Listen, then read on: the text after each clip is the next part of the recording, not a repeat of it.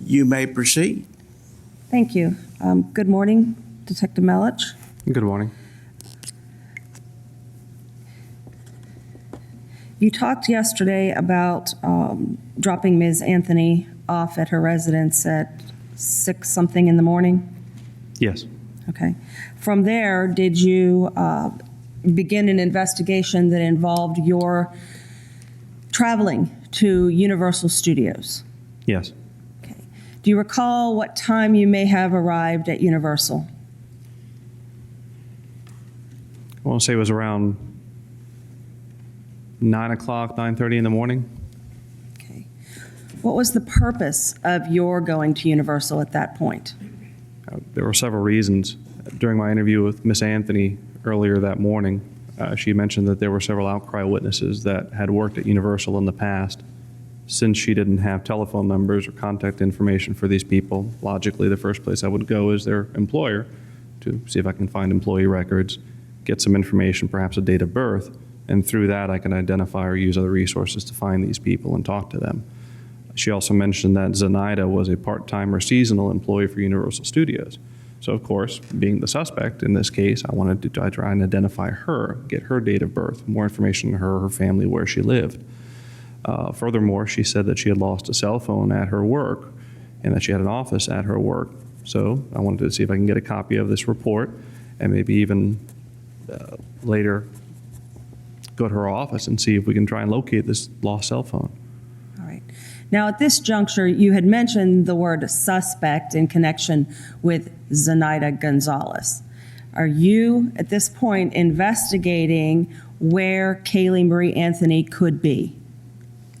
Well, obviously, I was trying to investigate or locate the suspect because Miss Anthony had said that the suspect had taken Caylee Marie Anthony. So yes, I was trying to locate Caylee Marie in trying to find the suspect, yes. Through this Zenaida Gonzalez that Yes. Ms. Anthony had told you about the morning, a few hours earlier. Correct. Okay.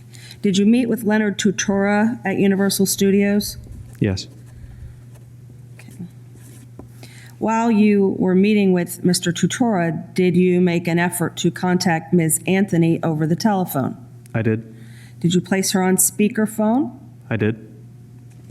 Where were you able to reach her on the phone? At her house or on a cell phone? Do you recall? I called her, I believe I called her cell phone. If I'm correct, I recalled her cell phone, but I talked to her over the phone. All right. So did she pick up on the first try? I don't remember it going to voicemail, so yes, I talked to her. I can't recall if it was first try or not, but. Okay. What did you tell her on the phone? I told her that I was planning on going to her place of employment, and I wanted to make sure I'd gotten some of the information correct. Okay. Did you tell her you were there at Universal? No, I did not. Okay. So when you were attempting to determine whether or not the information that she gave you was correct, what do you tell her you're looking for? I asked her to confirm her work number and her extension, and I recall the reason I had her on speakerphone was so Mr. Tutora could actually take that information as she gave it and look in his computer to see if it was correct or not. I recall asking who her boss's name was, and she gave a boss's name, and he checked the computer, and there was no such person in that department. There was someone with a similar first name, but the last name was not the same. Okay. Well, the first name was Thomas, right? That's correct. Okay. Tom or Thomas. So once you have Ms. Anthony on the phone, she's giving you this information, you're getting simultaneous either confirmation or rejection from Mr. Tutora. Do you continue the conversation with Ms. Anthony? We had the conversation, aside from asking the telephone number and her employer. I don't recall if at that time I asked if she'd be willing to show us her office or come to her office. I don't recall if I said that at that time. Did you have one or more conversations with her over the phone? I only recall one. Okay. At some point during that conversation, do you make an inquiry of her as to whether or not she could come out to Universal Studios? I believe I did, to the best of my recollection. How did that transpire? Simply asked if I needed her to come out, I guess. I don't remember the exact conversation, so I can't tell you what I said verbatim on the phone. I recall asking her questions about the phone number and her boss, but I don't recall a specific conversation about her coming out to Universal. Okay. Obviously, she did, but, Well, how did that happen? well, I recall talking to my sergeant, John Allen, at one point after I talked to Casey. And Miss Anthony? Sorry, Miss Anthony. And I recall asking my sergeant at the time if there was a way that he can go over to Miss Anthony's home and pick her up to bring her to Universal Studios if she'd be willing to come. And I recall that Sergeant Allen actually took another detective, Appy Wells, and picked up Miss Anthony about 12:30 or so and brought her to Universal Studios. All right.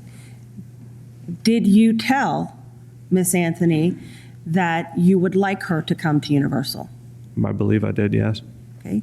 Did she agree to come? To the best of my recollection, she did. She didn't. I don't recall her saying anything about, no, I don't want to go, I refuse to go, nothing like that. All right. So you made some arrangements for her to come to Universal? That's correct. Okay. How long after your phone conversation does she arrive? Probably within the hour.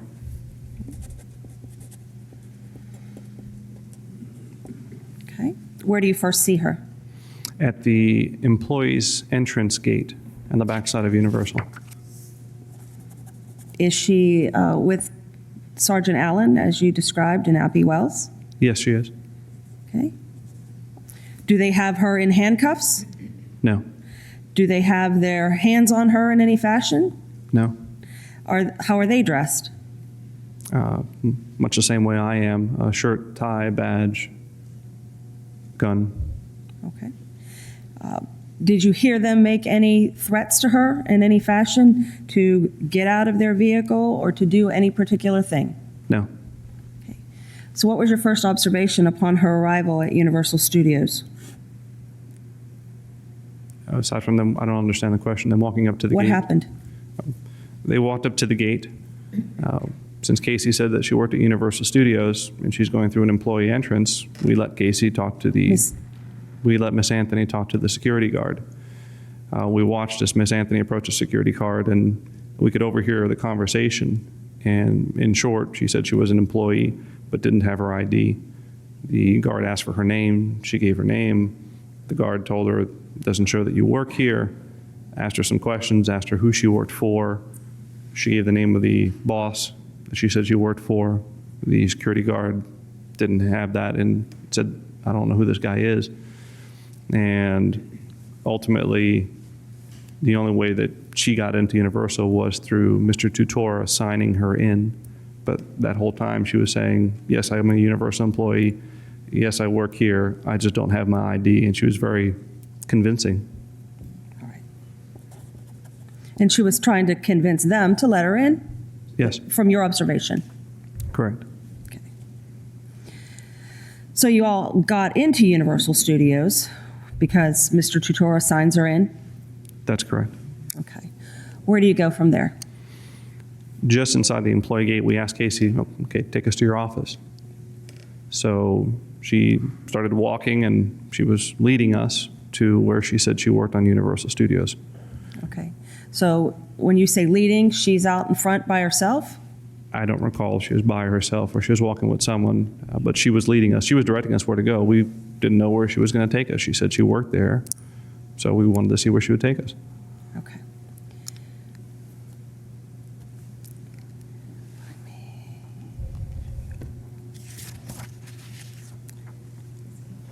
May I have a moment?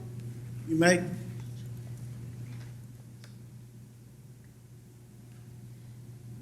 If I may show the witness what's been marked as HG for identification. Hold on, let me make sure all the unpublished is off. Okay, got it.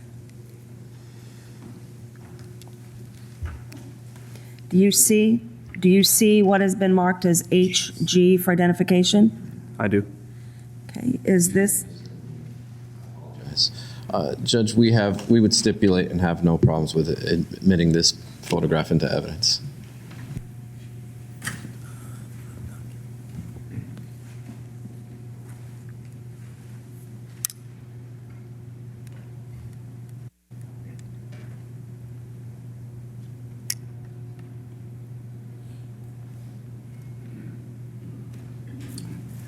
proceed? Yes. Your Honor, with that stipulation, I would move to introduce HG for identification into evidence. It will be received in evidence as states numbered. And permission to publish that during the testimony. You may publish.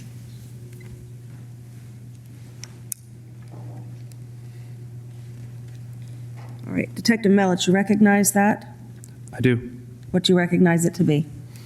It's an aerial image or a satellite image of part of Universal Studios to include the back gate or the employee entrance. Okay, is this something created by you to assist with your testimony? I used the map. I didn't create the satellite image, but I used the satellite image and I put a path of travel. I created the path of travel based on my recollection of that day. Okay, and you have an indicator on there of a beginning point. Where is that on property? How would you describe that area? The employee parking lot. Okay, and then as you have a telestrator too, if you can touch the screen and tell us the direction of travel from there. We went from, I don't recall where they parked. Well, actually, if I'm not mistaken, when we came out after the interview, Sergeant Al was parked somewhere over here. So we went through the gate or the security guard gate, which is this area here. As soon as we went into property, there's a little path. We went down the path. Again, being led by Miss Anthony. Crossed the street and into this building here. Okay.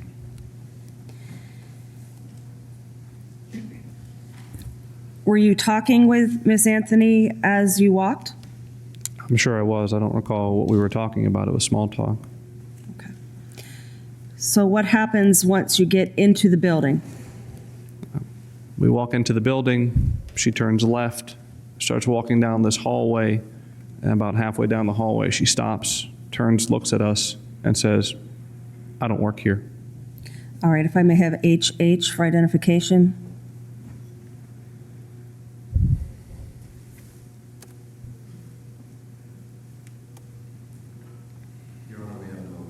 It stipulates the admission of this photograph.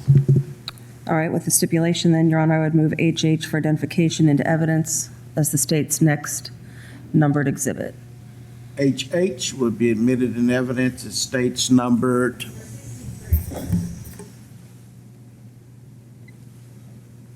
Oh, I'm sorry, permission to publish. You may publish.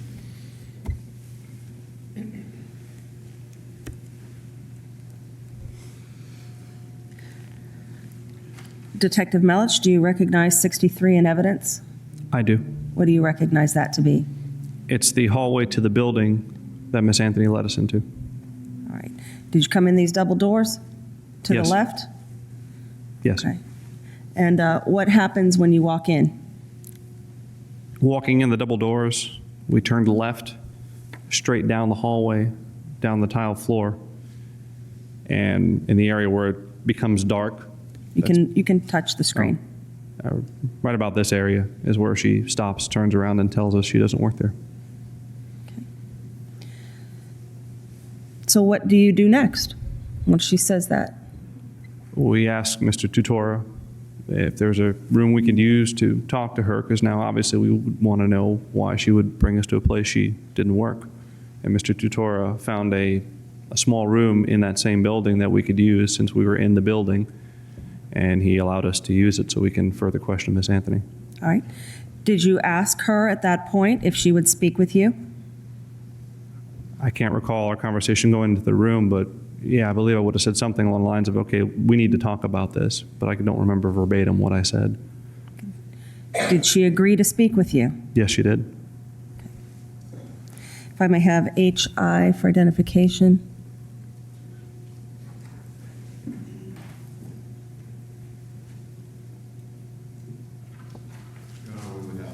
So the admission of this photograph as well. Thank you. All right, Your Honor, with that stipulation, we would move HI for identification into evidence as the state's next numbered exhibit. HI will be receiving evidence as states numbered. And permission to publish. You may publish.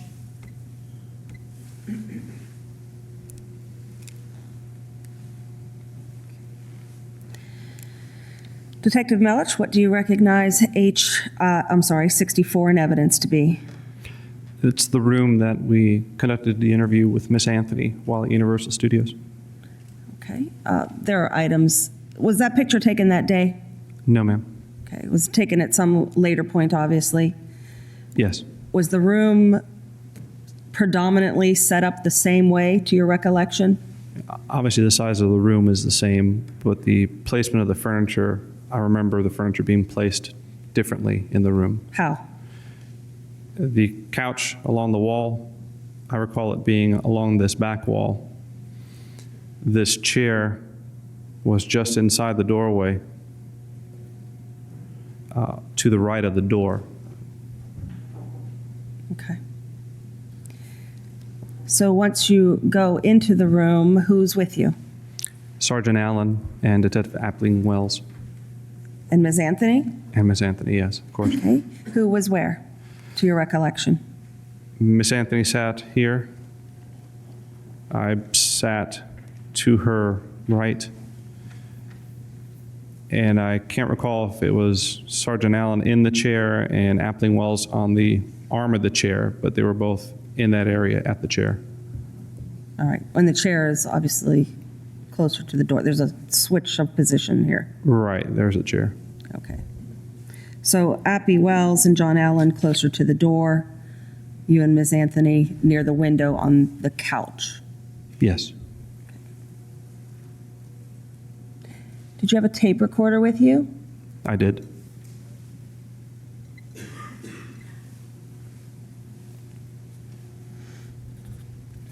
Did you tape your conversation with Ms. Anthony in its entirety? Yes, aside from the small talk coming into the room, yes. Okay. At that point, was Ms. Anthony under arrest? No, Did you tell her that she was arrested? no, Did you tell her she couldn't go anywhere if she wanted to? no, Did she say that she didn't want to stay or that she wanted to leave? no.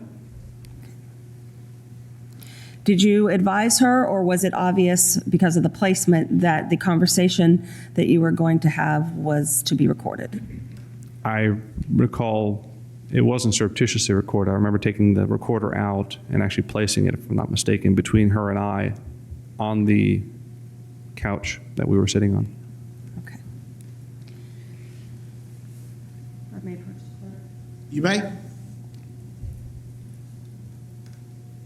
Have you had the opportunity to review the audio and the transcript generated from the audio? Yes, Okay. Have you determined that the audio is a fair and accurate recording of the conversation between you, Miss Anthony, and the other detectives with you?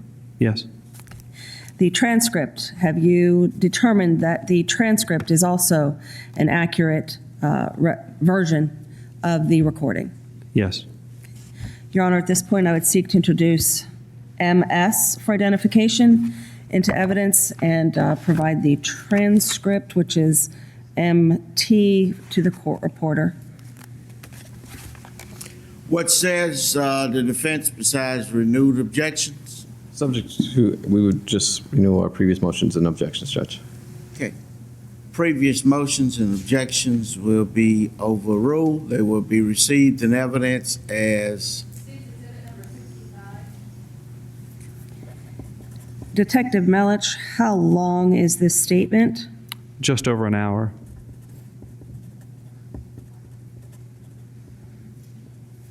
Right. you getting ready to publish it. I am. Okay. Members of the jury is going to be for an hour, so that would take us close to 11 o'clock. This may be a good time to take your break before we start. So we will take a recess to 10 minutes past the hour of 10. Okay.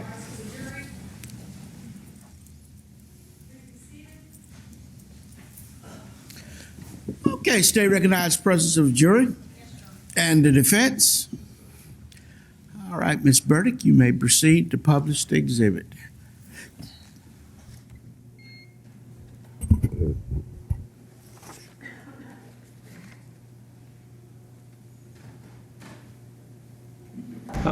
Date right now is July 16th, 2008. It's about 13:20 hours. We're at Universal Studios. I'm here with Surgeon Allen. I'm here with Detective Happy Wells. I'm also here with Caylee Anthony. And Caylee, we talked earlier this morning, and we're working a case looking for your daughter, Caylee. Is that correct? Yes. Okay. We came here to Universal Studios. We're sitting in a little conference room. Obviously the door isn't locked. We just closed it so we could have a little bit of privacy and talk to you. And a couple more questions came up we need to ask you about. Remember how I opened this whole thing in the morning? Yeah. By saying that, we need to get the complete truth and the snowball effect and how it goes?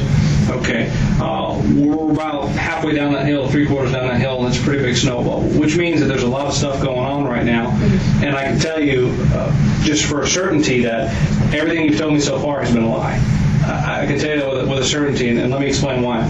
Since I left you this morning, I've gone to every address that you've told me. I've looked up every name. I've talked to every person that you wanted me to talk to or tried to. I've reached out. I've talked to your ex-boyfriend. I've talked to Amy. I've talked to Tony. I came over here. I've already talked to all the employees. I found out all these names that you're giving me are people that either never worked here or have been fired here for a long time ago. Okay, so where we are right now is in a position that doesn't look very good for you, and this is going to be your escape hatch, so to speak. Okay, this is going to be the point where you stop all the lies and you stop all the fibs and you tell us exactly what's going on. I'm just being straight with you, because obviously I know and you know that everything you told me is a lie. Correct? Not everything that I told you. Okay. Pretty much everything that you've told me, including where Caylee is right now. That I don't know where she is. Sure you do. And here's absolutely listen, do not know where she is. Let me explain something. Together, combined experience in this room, we all have about 30 years of doing this. Okay, both myself and Sergeant John Allen worked for the Homicide Division for several years. We've dealt with several people. We've conducted thousands of interviews between the three of us. Happy's got 20 years, so just between the three of us, we've got several years. And I can tell you for a certainty that right now, looking at you, I know that everything that you've told me is a lie, including the fact that your child was last seen about a month ago, and that you don't know where she is. See, I'm very confident, just by having talked to you this short period of time, that you know where she is. I don't. You do. And here's the thing: we need to get past that, because we can sit here and go back and forth all day long about I don't, I do, I don't, I do. It's pretty obvious that with everything that you've told us, nothing has been truth. You know where she is. Now, my question to you is this: we need to find Caylee. I understand that right now, Caylee may not be in very good shape. You understand what I'm saying? She may not be the way your family last remembers her. We need to find out from you where Caylee is.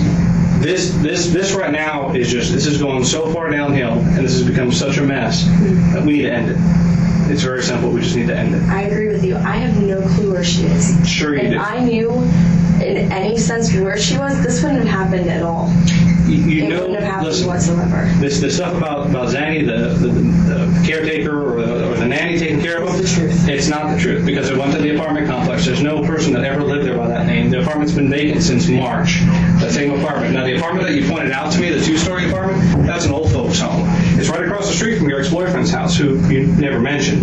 And you said you wrote the address down because it was across the street. That's a lie, because I've already talked to him, and we've already been by the house, and we've already looked at everything we need to look at over there. Everything you told us is a lie.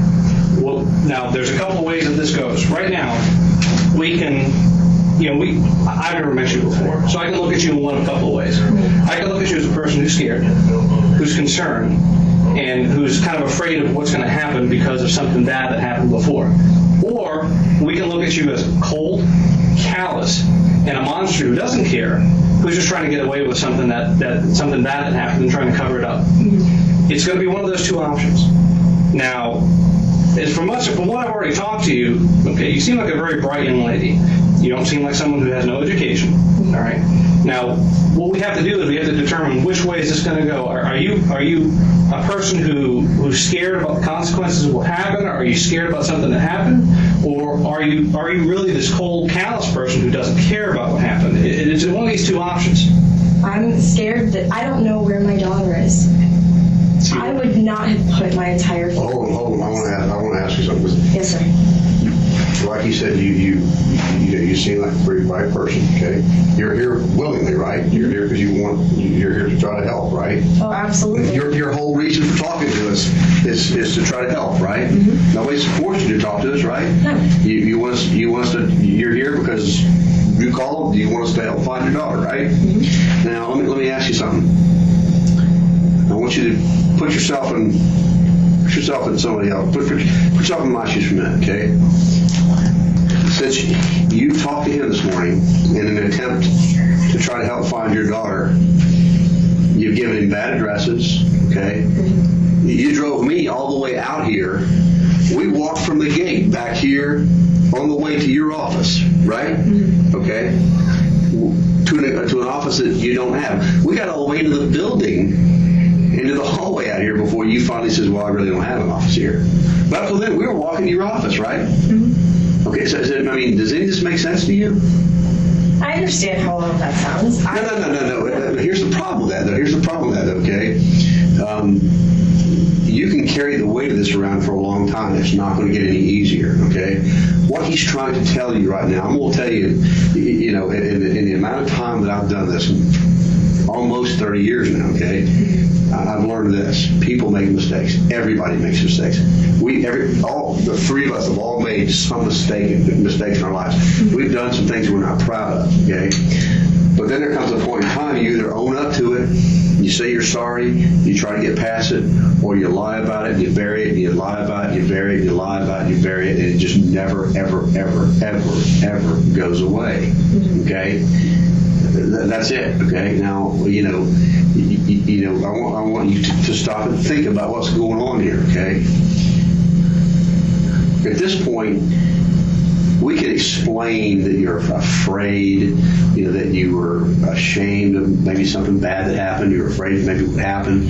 But now that we're giving you this opportunity and you continue to lie and you continue to lie, then what happens at some point it becomes, there's no excuse, there's no reason, there's no reasonable person to look at us and go, wow, this is a person who really just doesn't care. Okay? I mean, think about what we've done so far, okay? You say you call us because you want our help, you want us to find your daughter, okay? I'm calling you and I'm asking you for help. I'm asking you to help me find my child that's been gone now for a month, okay? And to help you help me find the child, what I've done to this point is I've given you a bunch of bad addresses to go look at, addresses that don't exist, okay? Then I take you to a place where I tell you that I work, okay? And I walk you past the security gate, okay, all the way to my office that I don't have, okay? You start to get the picture? Do you understand where we're headed here? I understand. Okay? Now, you're by hiding this, by burying this, okay, you are not going to get yourself to a better place, okay? What you're going to do is you're going to cause everybody else around you to suffer, okay? And at some point, this is going to come out. It always does. It always comes out, okay? Now, your best bet is to try to put this behind you as quickly as you can. Go to your parents and tell them, some horrible accident, whatever happened. Get it out in the open now, okay? Instead of letting them worry, okay? How old are you? 22. At some point, okay, you're going to want to mend things with your family, okay? You let this drag out for another 3 days, another week, another 2 weeks, okay? You make us solve this some other way, and we'll solve it. We always do, okay? Okay? I mean, there's no point in coming forward to say, oh my God, this is what really happened, once we figured it out, okay? You ever had anybody do anything wrong to you? Everybody hurt you in any way, okay? Let me ask you a question. When somebody's hurt you in the past, and they've come to you and said, I'm sorry, okay? I'm from the bottom of my heart, I'm sorry for what happened. Do you forgive them? Yeah. What about somebody that does something to you and then lies lies, lies, lies, and lies. You forgive them? It's a lot harder to sometimes. A lot harder to? Tell me the last time somebody hurt you over and over and let you suffer for a period of time and then lied about it, and then you caught them, okay? Well, once you caught them, that apology didn't mean a hell of a lot, did it? No. Okay? All right? Right now, your best bet is to just get it out in the open, whatever happened, and tell us now, okay? So we can kind of start getting past this, try to help you explain, okay? Because keep in mind, you're talking to people. There's nothing you're going to tell either of the three of us that's going to surprise us, okay?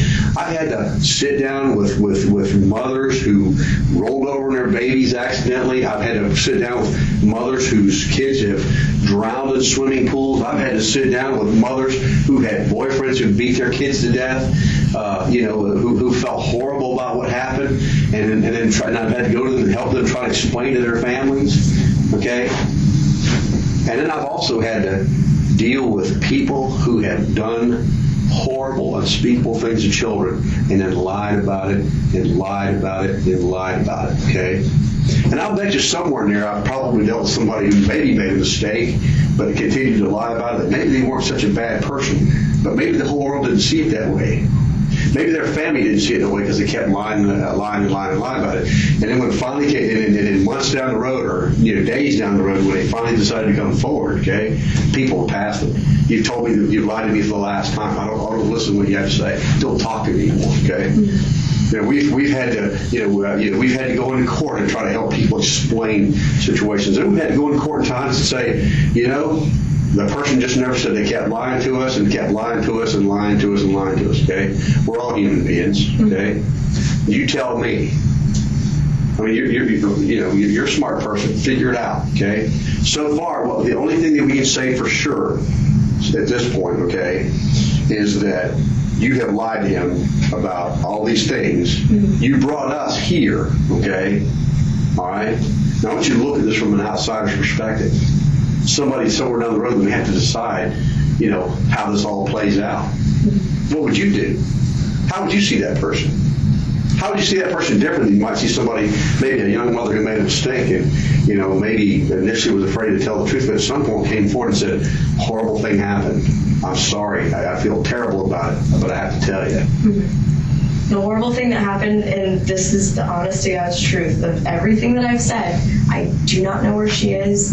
The last person that I saw her with is Zenaida. She's the last person that I've seen my daughter with. And see, here's the problem. I think Sergeant Allen's trying to get to this, is that we know that's not the truth. We know, listen. Is. We know that that's not true. That can't be the truth. Because if that were the truth, everything you would have told us would have been on the money. The addresses you would have taken us would have been on the money. Everything else would have matched. If you had told us the truth, we wouldn't be here at Universal Studios at a place that you've been fired since 2006. With you trying to explain to us, you have an office and all that stuff. We wouldn't be here. So we know, and this is the part we need to get past. We already know that you're not telling us the truth, that you know what happened to Caylee and you know where Caylee is. But here's what we're trying to get by is that you fall into one of two categories, and I'm sure he explained it and I explained it, is that if this is something an accident that happened, and no matter how you think people are going to look at you, they're going to look at you a lot worse if you continue showing that you're callous or not caring, and that you just show complete dispassion and disregard for human life. Mm-hmm. Or they can look at you as someone that, I can understand. I'm a young mother, or she's a young mother, first child, something horrible happened. She's thinking, oh my God, my life isn't going good right now. I already know my life is struggling. People don't see me in that great of a light. I know I got problems at home, and I've got problems with friends, I know I got problems at work or lack of work. Mm-hmm. All of a sudden, something bad happens to my child, and people are going to think, I'm just a devil. See, there's a difference between this person who makes a mistake and says, listen, I'm sorry, this is the reason I lied to you, this is the reason I was scared, compared to the person who might sit here and say, I have no idea what you're talking about. Mm-hmm. There's a big difference there. And I can tell you now that everything you told me is a lie. Everything that you've told me this morning from Zenny, from the addresses, from Universal, from all these people that you've talked to, including people that you never told me their names, and I found them and talked to them. Mm-hmm. Everything that you've told me this morning is a lie. Every single thing. There's one of two options right now. You need to tell me the truth and we can work with that. Or if you continue down this path and continue lying, I can tell you that when this snowball gets at the bottom of the hill, the only person who's going to get hurt is you. That's not true. A lot of people around you get hurt. Your A lot of parents. people are hurting right now, and And you know what? One person put a stop to that. I've been trying. You haven't been Wait trying. a minute. Okay. Let's go through this again, okay? Stop me at the part that I say that's not true, okay? I want to go through this, and I want you to stop me at the part that isn't the truth, okay? You take your daughter and you drop her off on June the 9th, okay, at a babysitter's house, okay? Now, this is a babysitter that lives at this apartment, okay, that's been vacant. Dropped her off at that apartment, Okay. at With- those stairs. Oh, you just walked her, you dropped her off and... Walked her to the stairs. That's where I've dropped her off a bunch of other times, besides just that day. Okay, and when you dropped her off, you took her at that point. Zanny did. She took her at So that you point. left her in Zanny's care on June the 9th. Okay? So far, that's right. Okay? Yes. You first call the police about this when your mother and father, okay, actually, you don't call the police to report your daughter, Nelson. What happens is your parents find their car that's been towed from Amscott, and your parents ask you where your daughter is, and you tell your daughter, or your parents, that you haven't seen your daughter for over a month, right? That's true, okay? So I haven't told anything. So far, I haven't said anything that's not true, okay? That's all true, true. okay? That's true, sounds reasonable to you, correct? Okay? When the police do get involved, okay, when your parents involve the police in an attempt to locate your child because they're worried, the first thing you do, okay, is you lie to the detective whose job it is to try to find your daughter and get her back into safe hands, okay? You give him all kinds of bad addresses to look at, right? Okay, so far I'm on track, correct? Okay, then you bring us out to Universal where you say you work in an office to try to help find stuff that will help us find your daughter. I'm on track so far, okay? And we get here, we walk all the way down the hall to where you tell us, you don't really work here. You don't have an office here, okay? So far, everything I've said is true, correct? Okay? Now, that sounds reasonable to you, okay? I'm telling you this story. I'm saying to you, listen, I dropped my child off 5 weeks ago at the babysitter's house. And she's just disappeared. No, I didn't call the police and tell them. Matter of fact, I made some attempts to locate her on my own, but I didn't really get the police involved or do anything like that, okay?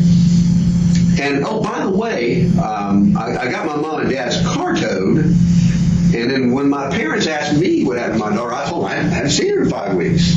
So they called the police, okay? Now, what I did is I lied to the police when they got there, okay? I told them a whole bunch of crap that isn't true, gave them a bunch of bad addresses to go look at where I know my daughter's not there. And I did all this to try to help find my daughter. Makes sense to you, right? That makes sense to you? It makes sense to you that I'm trying to help the police find my daughter by giving them a bunch of bad addresses? That makes sense to you?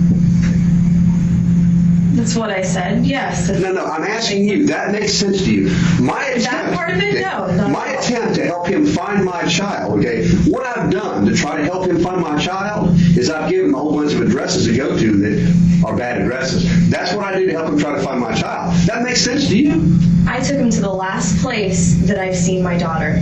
Besides that, I took them to other places that I've Okay, when you seen. brought us here, to go look in your office, that was supposed to help us how? Because everything we're doing here is about finding your daughter, okay? So I want you, okay, to explain to me how coming here to go to an office that you don't have, I want you to tell me how that's helping us find your daughter. Because every bit of focus right now, okay, you got 3 people here to try to help you. That's what we're here to try to help you find your daughter, okay? All right? And we came here to look for clues, to look for evidence that will help us find your daughter, okay? Now I want you to tell me how that's helping find your daughter. We're here to come search your office for anything that will help us, okay? And we're here because you brought us here, right? Now I want you to tell me how that's helping us find your daughter. It's not. But everything we're doing is to find your daughter. That's the most important thing to know to you right now, right? Caylee's been up here. Maybe we can talk to security to see if she's come through the front. I know she's come to the park. She's gone to Disney. She's been at SeaWorld. She's been at other places. Let's go back to, It's we're a here. backwards way of No, it's, of you know, looking. and why do you think it's backwards?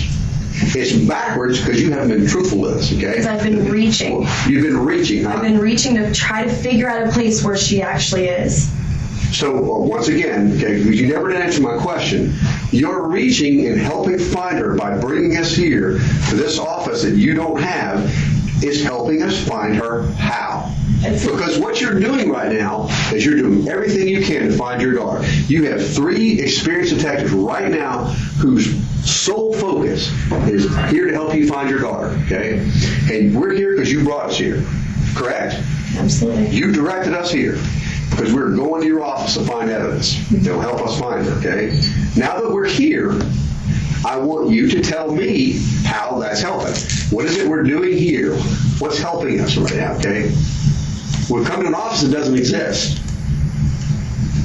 It's not helping. So why did you do it? Honestly, I wanted to come up and try to talk to security.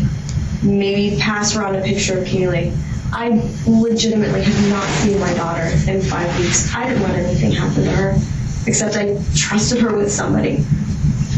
Somebody that had been taking care of her, that had been taking good care of her. Someone that she was comfortable with, that I was What comfortable about, with. what about Jeff? You said Jeff worked here until about 2 months ago? No, he hasn't worked here for quite a while. 10 months? How long? It's been at least 10 months. Okay, he got fired in 2002. He hasn't been an employee here since 2002. Now, what about the girl? Juliet, Yeah, what about her? she left 2 months ago. That's exactly what she had told me. Julia She Lewis left. never worked at Universal Studios.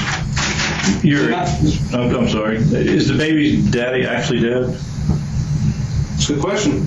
What are we going to find? Would your, How do you- I still have a copy of the obituary at home.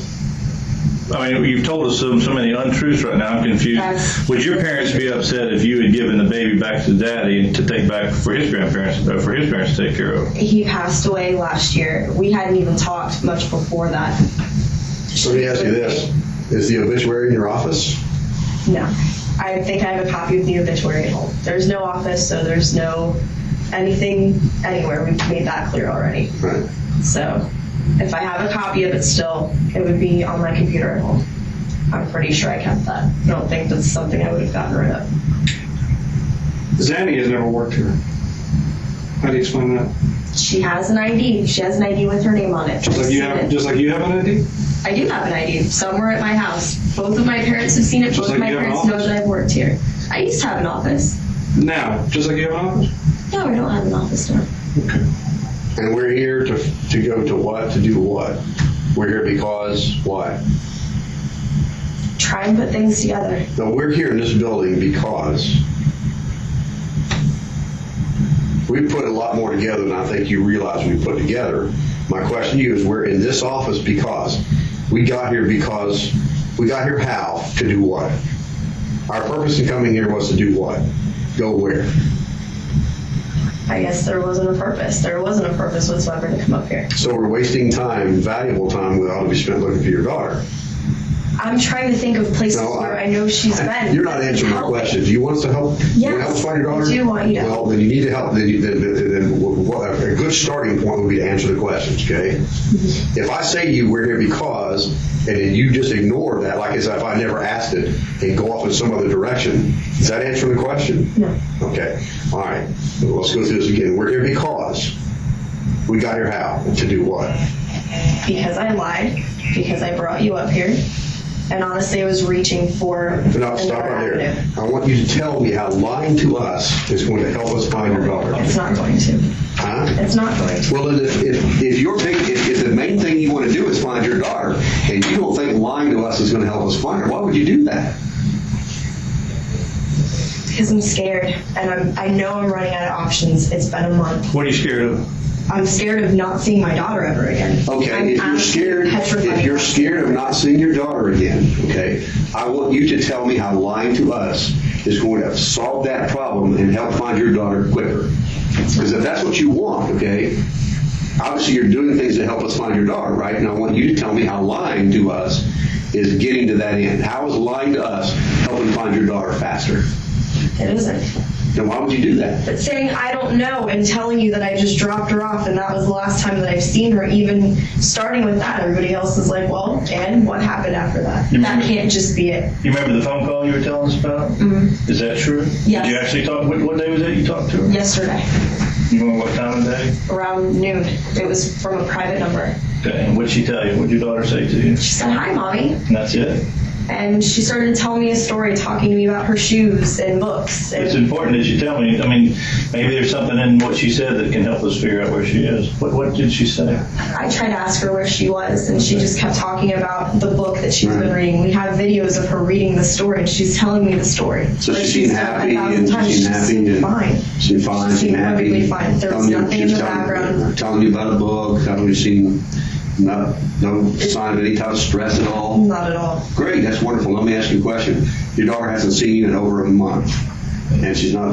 She was excited. She was excited, to talk to me. But at the same time, it's crazy that she didn't get upset when she talked to me, which Yeah. it had been my mom. Is that I know it another would have thing? been Is that another totally thing that different. makes sense to you?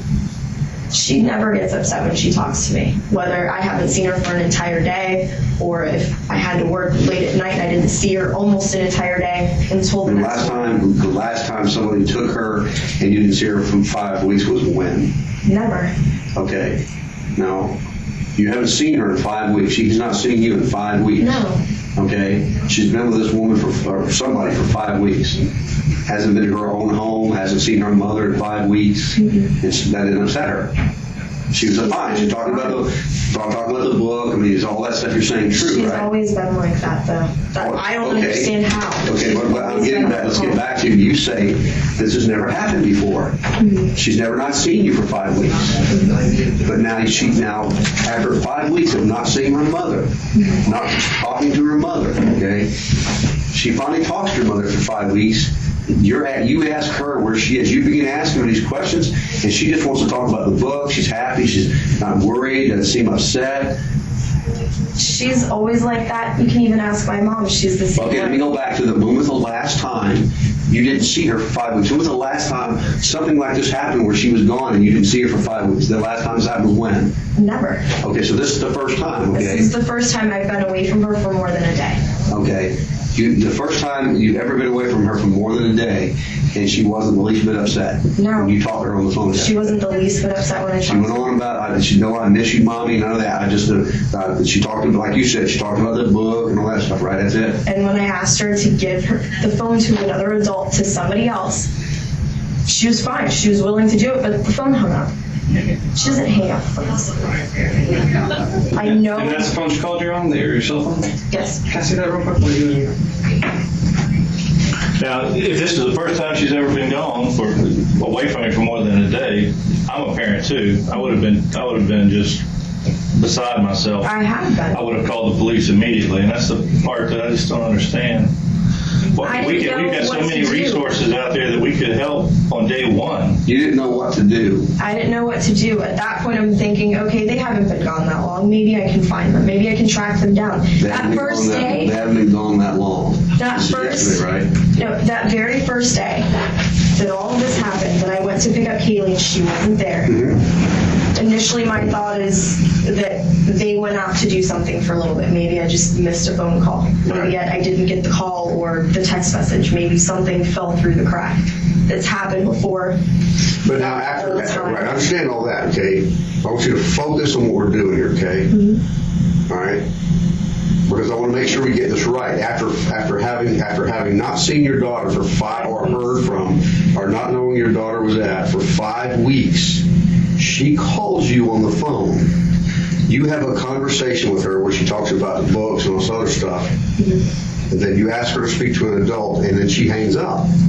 Or the phone hangs up, okay? Correct? She can't. Well, hold on. Let me finish. Go ahead. Okay. You have this conversation with her after not seeing or hearing from her for 5 weeks. The phone call's terminated. You don't get a chance to talk to an adult, okay? The very next thing you do after that is what? Call the police, because now something really strange has happened. So you must have called the police right after that. Did you call the city police, or do you remember who you called? Which police agency did you call yesterday? I didn't call anybody at noon after I got that phone call. I sat down. You didn't think that was odd? This conversation, you didn't think this? I thought it was extremely odd. But not odd enough to call the police and try to get help. Let me throw something in if you don't mind. Sure. Rick is at the office, and Mick's finishing up the interview, and that was actually Mick calling me. You know Ricardo, right? Obviously, your ex-boyfriend. We brought him down to the office, and he's been talking to a couple of our detectives down there. And he was able to help us because he's telling us something obviously completely different than what you're telling us. And I was just able to tell him that he pulled a surveillance camera from the video across the street at that old folks' home that you drove me by. And we're going to get it enhanced to see if we could actually get some good detail on pictures and faces. But Ricardo was saying that you spent the night with him on the 9th and left on the 10th. And this is being corroborated right now, which again shows that you're continuously lying about the 9th being the day that I Nanny stayed actually picked over him up. at his house on the 9th of this month, not of last month. I was not at his place the 9th of that month. So you stayed at your ex-boyfriend's house the 9th of this month, when you're staying at your other boyfriend's house, Tony, the rest of the month? He'd been out of town, so I was staying over at another friend's place while he was gone. I wasn't staying at his apartment. I was staying with Amy and Ricardo and JP. JP and Ricardo own the house. So why didn't you tell us you were staying there? We drove right by the house this morning, didn't we, when we went to the, okay, and you're putting it this old folks home, which is another lie, right? Because Henry never lived there. Am I correct? Okay, why were you pointing at this old folks home and saying Zanny lived there at one point when she didn't? Because she had gone there before. I had seen her there. She went to the old folks home? Yes. But you never dropped your kid off to her at an old folks home. You never went into the old folks home and went to an apartment with her. No. Yet across the street from this old folks home, right there on Glenwood, is where Ricardo lives, with Amy and JP, all of whom are at our station talking to our detectives right now. So obviously, you know, we're not stupid, okay? And what you're doing right now is you're treating us like we're stupid, and which I take that, you know, to be a personal insult. I can't speak for them. Here's where it comes down to. None of us are sitting here believing what you're saying, because everything that's coming out of your mouth is a lie. Everything. And unless we start getting the truth, we're going down two possibilities with Caylee. Either you gave Caylee to someone and you don't want anyone to find out because you think you're a bad mom, or something happened to Caylee and Kaylee's buried somewhere or in a trash can somewhere, and you had something to do with it. Either way right now, it's not a very pretty picture to be painting. Either way right now, with everything that you're telling us, you're painting yourself as a very bad person. Your family's going to suffer for this. Your friends are going to suffer for this. And remember what I told you about all these people coming out? They're going to crucify you for this because of all the lies that you've been telling us. We need to stop that right now. Everything you told us is a lie. You're looking me in the eyes. You're looking at everything you told us is a lie. Every single thing. And you can't keep sitting here and telling us the same thing and getting constantly over and over and over again, we're disproving everything that you're telling us. You're telling us that you've lied to us. You're telling us you're giving us misinformation. Everything you're telling us. Okay? This needs to end. The truthful thing is that I have not seen my daughter. The last time that I saw her was on the 9th of June. And what happened to Caylee? I don't know. Sure you do. I don't know. Something happened to Caylee. We're not going to discuss whether the last time you saw her. I'm guessing something bad happened to her some time ago and you haven't seen her. So that part is true if you say you haven't seen her, because she's somewhere else right now. She's with someone else. No, she's either in a dumpster right now, she's buried somewhere, she's out there somewhere, and her rotten body is starting to decompose because of what you're telling us. And here's the problem. The longer this goes, the worse it's going to be for everyone. Everyone. The worse it's going to be for everyone. Right now, everything you've told us, we've locked you into a lie. Every single thing that you've told us has been a lie. We're proving all that. Now, right now, it's going to be one of two things. Either we find Caylee a lie, which is going to help you out extremely by telling us the truth, or we find Caylee not a lie, which, if you start telling us the truth, might still paint you in a better picture. But here's where it needs to end. Here's where the truth needs to come out, okay? No more lies, no more bull coming out of your mouth. We've been very respectful. We're taking our time and talking to you. But we're tired of the lies. No more lies. What happened to Caylee? I don't know. You do know. What I happened don't to know Caylee? where she is. That is the God's honest truth. Where was she the last time that you put her somewhere? Where was she? The last time I saw her was on those steps at that apartment that I took you to this morning. The same apartment that I took the other officers to last night. But you didn't give her to anyone. You didn't give her to anyone while you were there. See, we're listen to me. We're even pulling surveillance video from an apartment complex, and they have to keep this by law for several days, okay? And we're not seeing you over there. We're not seeing you there at all. that day. Do you think that we're stupid and we're not going to do all this stuff? Okay, we're not seeing you there. So now, if you're not there and you're not being seen there, and somebody's already saying that you're not there, and everything else you told us is a lie, that's telling me. Remember we had those two people that we were talking about, the person who had an accident or made a bad decision, and a person who's just a cold-blooded, callous monster. That's telling me that you are the second person, this cold-blooded, callous monster who doesn't care and doesn't want to help because she's afraid that something so heinous happened that everyone's going to look at her and say, she's a monster, she deserves to go away, she deserves to never see the light of day, this bad thing should happen to her. I don't want to believe that right now, but you're giving me no choice. You understand? You're giving me no choice. This is going to be the opportunity that you have right now. No matter how heinous you think that what happened was to Caylee, this is your opportunity to tell us. This is going to be your only opportunity to tell us. Because what's going to happen, we're going to find out. There's not going to be a question, we're going to find out. Okay? We've got so many resources on this right now, just like I told you would happen. That what we're trying to do is prove your story, but everything that we've done is disproving your story. Every single thing. Everything you've told us, we've shown you have lied about it. Casey has lied about it, and we're looking for your child. We got to throw these lies out, okay? All these lies are out. We know that everything you told us is a lie. Tell us what happened to Caylee. Tell us what happened to Caylee. I dropped off Caylee. And that's the last time that I've seen her. I dropped her off. Where did you drop her off? I dropped her off at that apartment. No, you didn't. That's exactly where I dropped her off. And who'd you drop her off to? With Zenaida. No, you didn't. She's the last person. No, that's not true. Did Zenaida give you any money that day? No. I would not have sold my daughter. If I wanted to really just get rid of her, I would have left her with my parents and I would have left. I would have moved out. I would have given my mom custody. What about the baby's daddy's parents? Would you have left them with them too? I haven't talked to them since we were probably 6 or 7 years old, since we were little kids. That was probably the last time I saw or talked to them. No, I do not. I would not have let anything happen to my daughter except I made the mistake of trusting another person with her.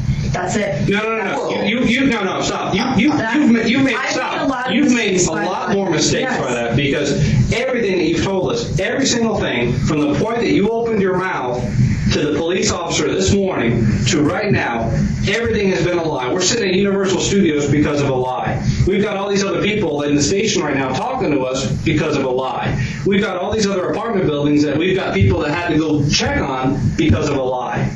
Okay? We need to stop this lie. Your mother has called me countless times today. Okay? And that's why my phone keeps going off. Countless times, because your mother knows, your father knows, everyone around you knows that you have lied completely and absolutely from the get-go. Everyone knows. Why you're not coming out with it and why you're not telling us the truth, no one has an answer to. The only person that has an answer to that is you.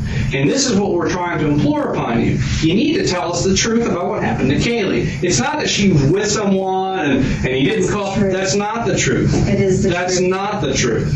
You need to tell. No, it's not the truth. See, we can't get past that unless you go ahead and tell us the truth. There's nothing to get past because that is the truth. If there was anything else, let's get past this. Let's get past how we got to Universal Studios.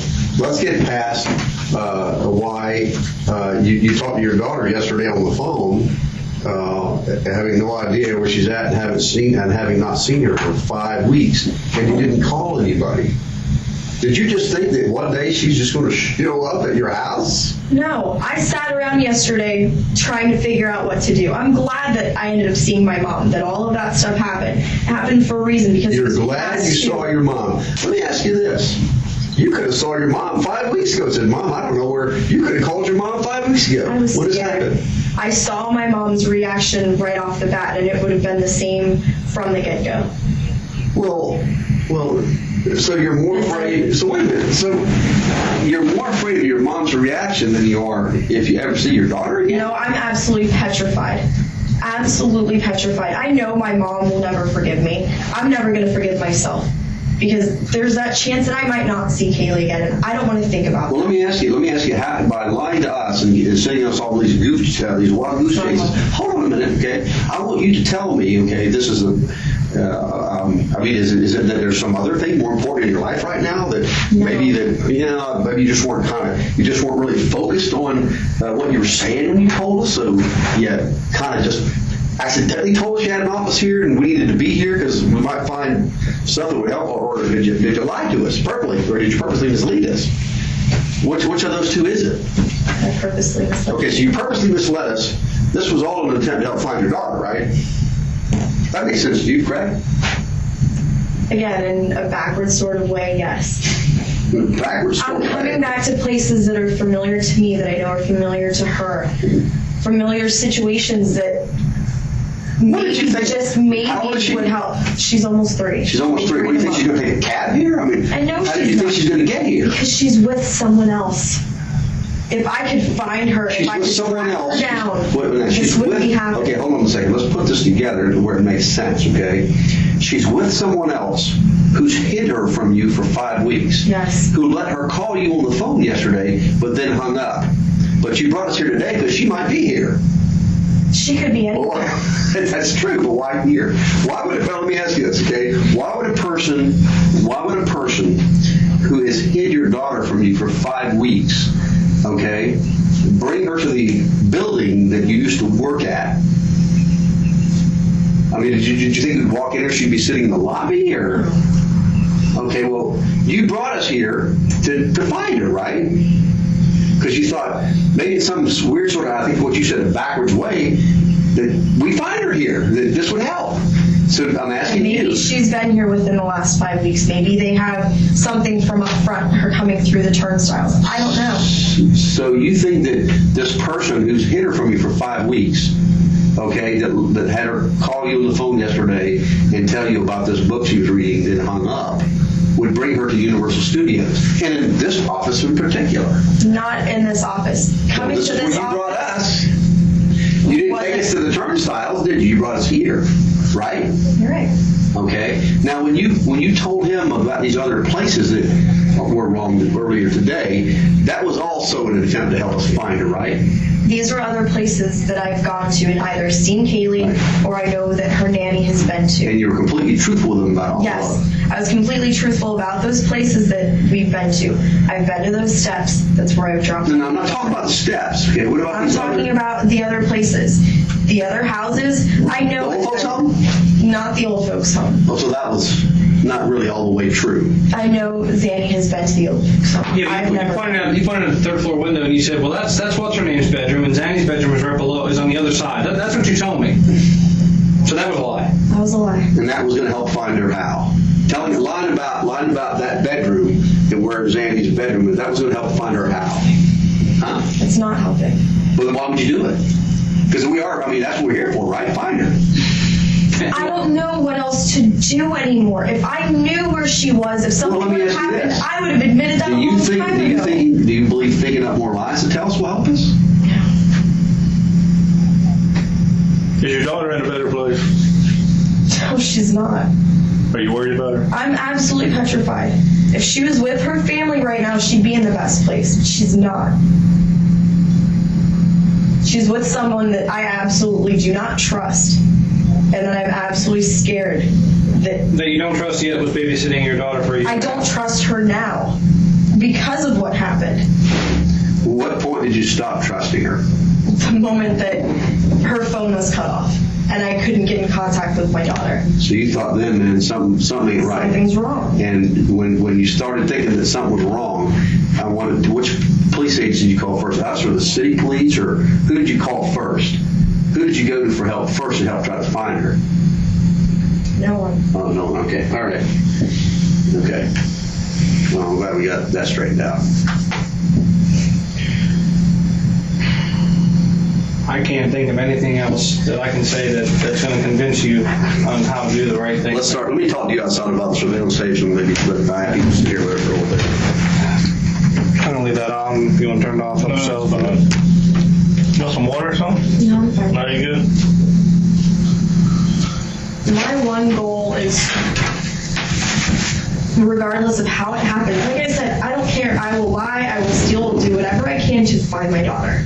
Well- I put that in my statement, and I mean that with all of my heart. I know, but we don't want you to lie because No. we work off of truth. I know that. And we want to find your daughter as much as you do. And I don't think you're a monster or anything like that. I think you might have some pressures in your life.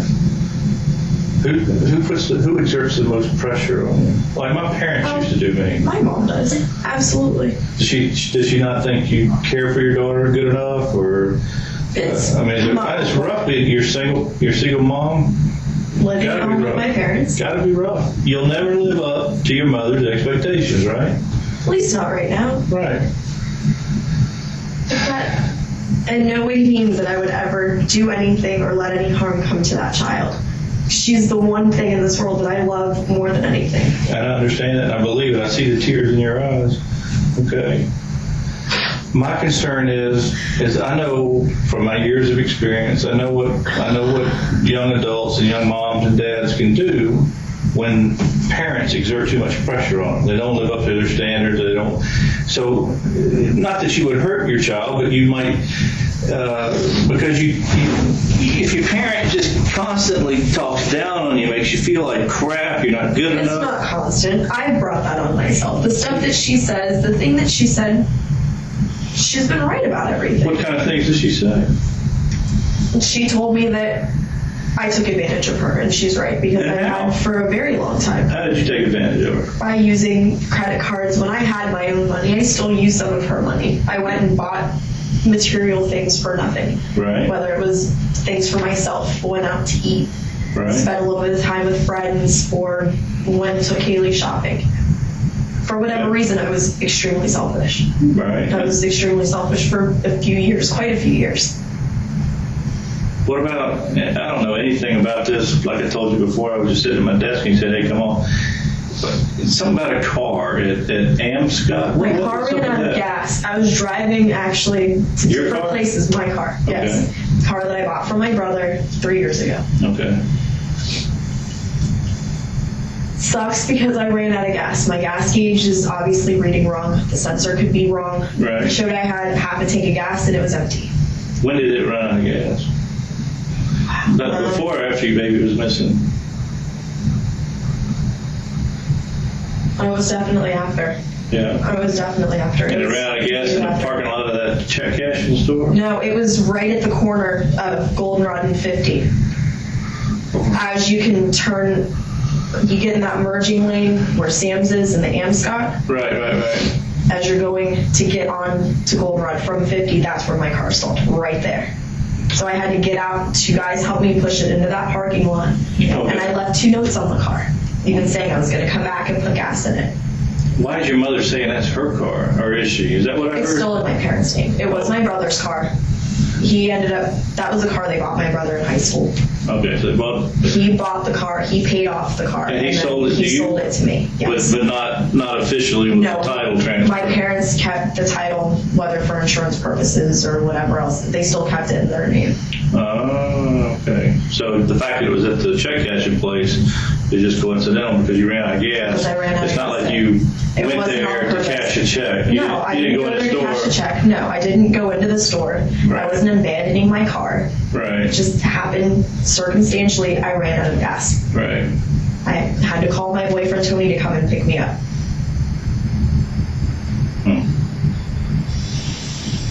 Wow. If you were in our shoes, what could we do to help you find your child? I don't know. What more can we do? Do you have a computer at home? Mm-hmm. Did you ever send, what's the nanny's name? Zenaida. Did you ever send her any emails? Or Her did she email accounts bounced back. I've tried twice. I tried But she twice does- this morning. have She you- had email. Even when y'all were in good times, would she send emails back and forth? On occasion, we would talk online, not usually through email. So we might be able to track her. We might be able to track If her. I check my logs, we could probably find her through instant messaging. Even. What would be great is if we could have our forensic computer guy take your computer with your permission and search it, and he can probably track her by her AOL or whatever account and maybe see, because she's going to set up another account somewhere wherever she Oh, goes. yeah. She's going Would to that set be up something you'd be another willing to do? I'm okay with that. Yeah. As I know that I have documentation on my computer somewhere. I have Okay. to. Well, he can find it. What he does, he makes a copy of what's on your computer, so you don't lose anything on your Yeah. computer, That way you can just pull it. and then he And can go search through through it, and maybe there's some clues there as far as where this lady has gotten off to.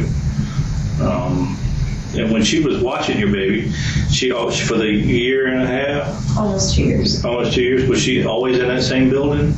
She had been at a house over in Andover Lakes for a while. That was one of the main places. Was it she her house or was it the one she was No, sharing? it was a friend's house. So it probably wasn't in her name? No, it was not. Is that one of the addresses Yuri had? No. Do We you know never that lived at address? house. I do not know the address. Andover Lakes, where's that? Off of Dean and Crayford. Okay, that's out by, there's a McDonald's out that way? Waterford, yeah. That's the newer thing. Do you remember how to get to that house? So we could get the address, maybe do a title search, or? But she was probably just renting a room, or? I think she was just renting a room there for a while. She had a couple of the roommates. I know the house wasn't in any of their names. I think they were just running through. Did you know any of those roommates? I have names. I have 2 names for them, but nothing. Have you given them to Yuri? Yes.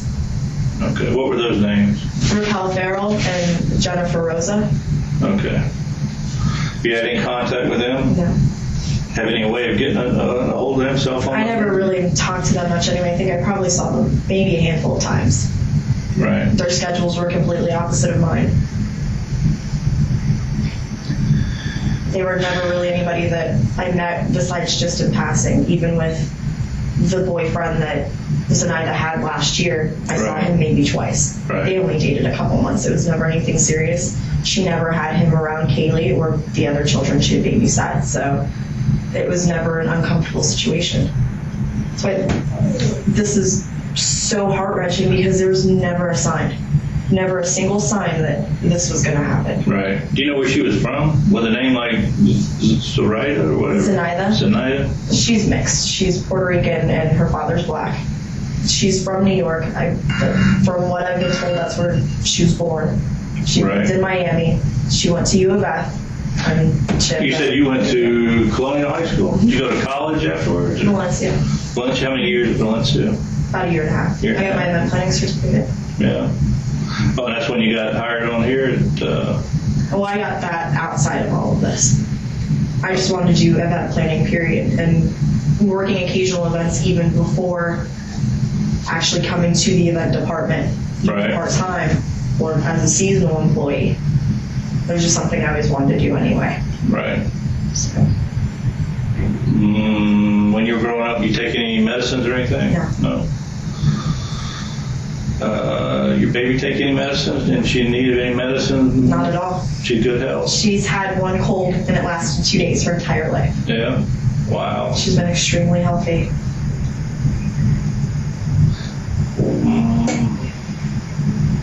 Pediatrician. Who's your baby's pediatrician? Dr. Silva? Did please chair not very comfortable. Get the lean way back. Exactly. I'm not comfortable alone. I feel like I'm leaning way back. Did the nanny ever take No. baby to the doctor? The only people that were on the list was myself and both of my parents.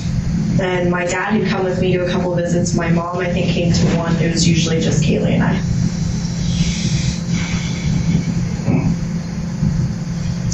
Favorite places to go? I guess Universal was one of them. Well, as a theatrical thing, of course, but Right. she liked G. Blanchard Park, going to Lake Underhill and walking around the lake. Whereabouts in the park did she like the best? The playgrounds. She Yeah. liked to just attempt to run around Lake Underhill. She liked to go and walk the big trail at J. Blanchard Park. The Yeah, Avon Trail. that's a big She trail. loved that. Oh, yeah. Yeah, we just finished walking that trail. That's where the jogger was killed, I believe. It's a pretty park. My mom didn't want me going out there to run for that reason. Yeah. She didn't even want me running on the outside of our neighborhood around Chickasaw for the longest time because of that. I'm trying to think, when you pull into the park, is the playground off to the right if you're looking at There's the creek or two the river? playgrounds. Which one did she play at? She's played at both of them, but usually the bigger one that's down towards where the Y is. Right. That's the one she liked the most? Yeah. Because there's more things to climb on, and for her to run around, there's usually a lot more little kids. Yeah. So, and there's swings. When was the last time she was there? The last time I know that she was there was the end of May. I took her in April a couple times. I've taken her a Okay. few times myself this year. The last time that I know that she went with someone other than myself was the end of May. End of May. And you last saw her June the 9th? On Monday.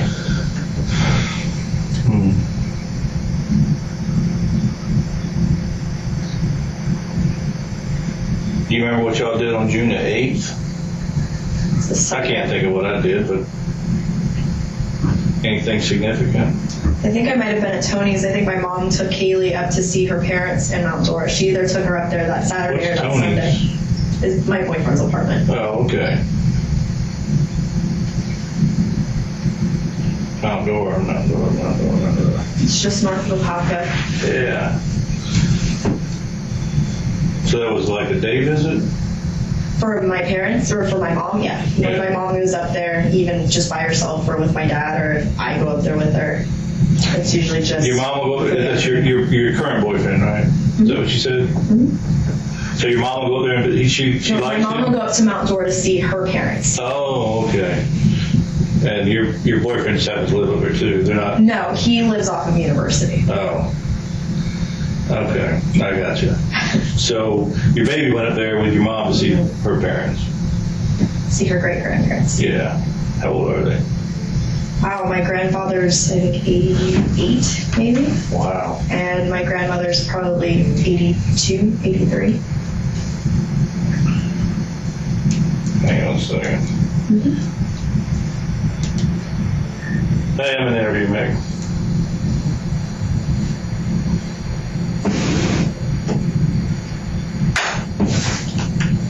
That's my partner. He's going on a cruise to Bahamas, I think. Nice. Was that 3-day, 4-night, or Usually. 4-day, 3-night, or something like that? That'd be nice. I guess, but I don't like boats. So, man, I just don't know everything that was asked of you, and I just don't know. I mean, you're our biggest help. You're going to be our biggest help in solving this. I have nothing to go off of. That's the problem. I have perspective ideas of maybe where she could go, but at Tell the same me. time, she could have gone back up to New York.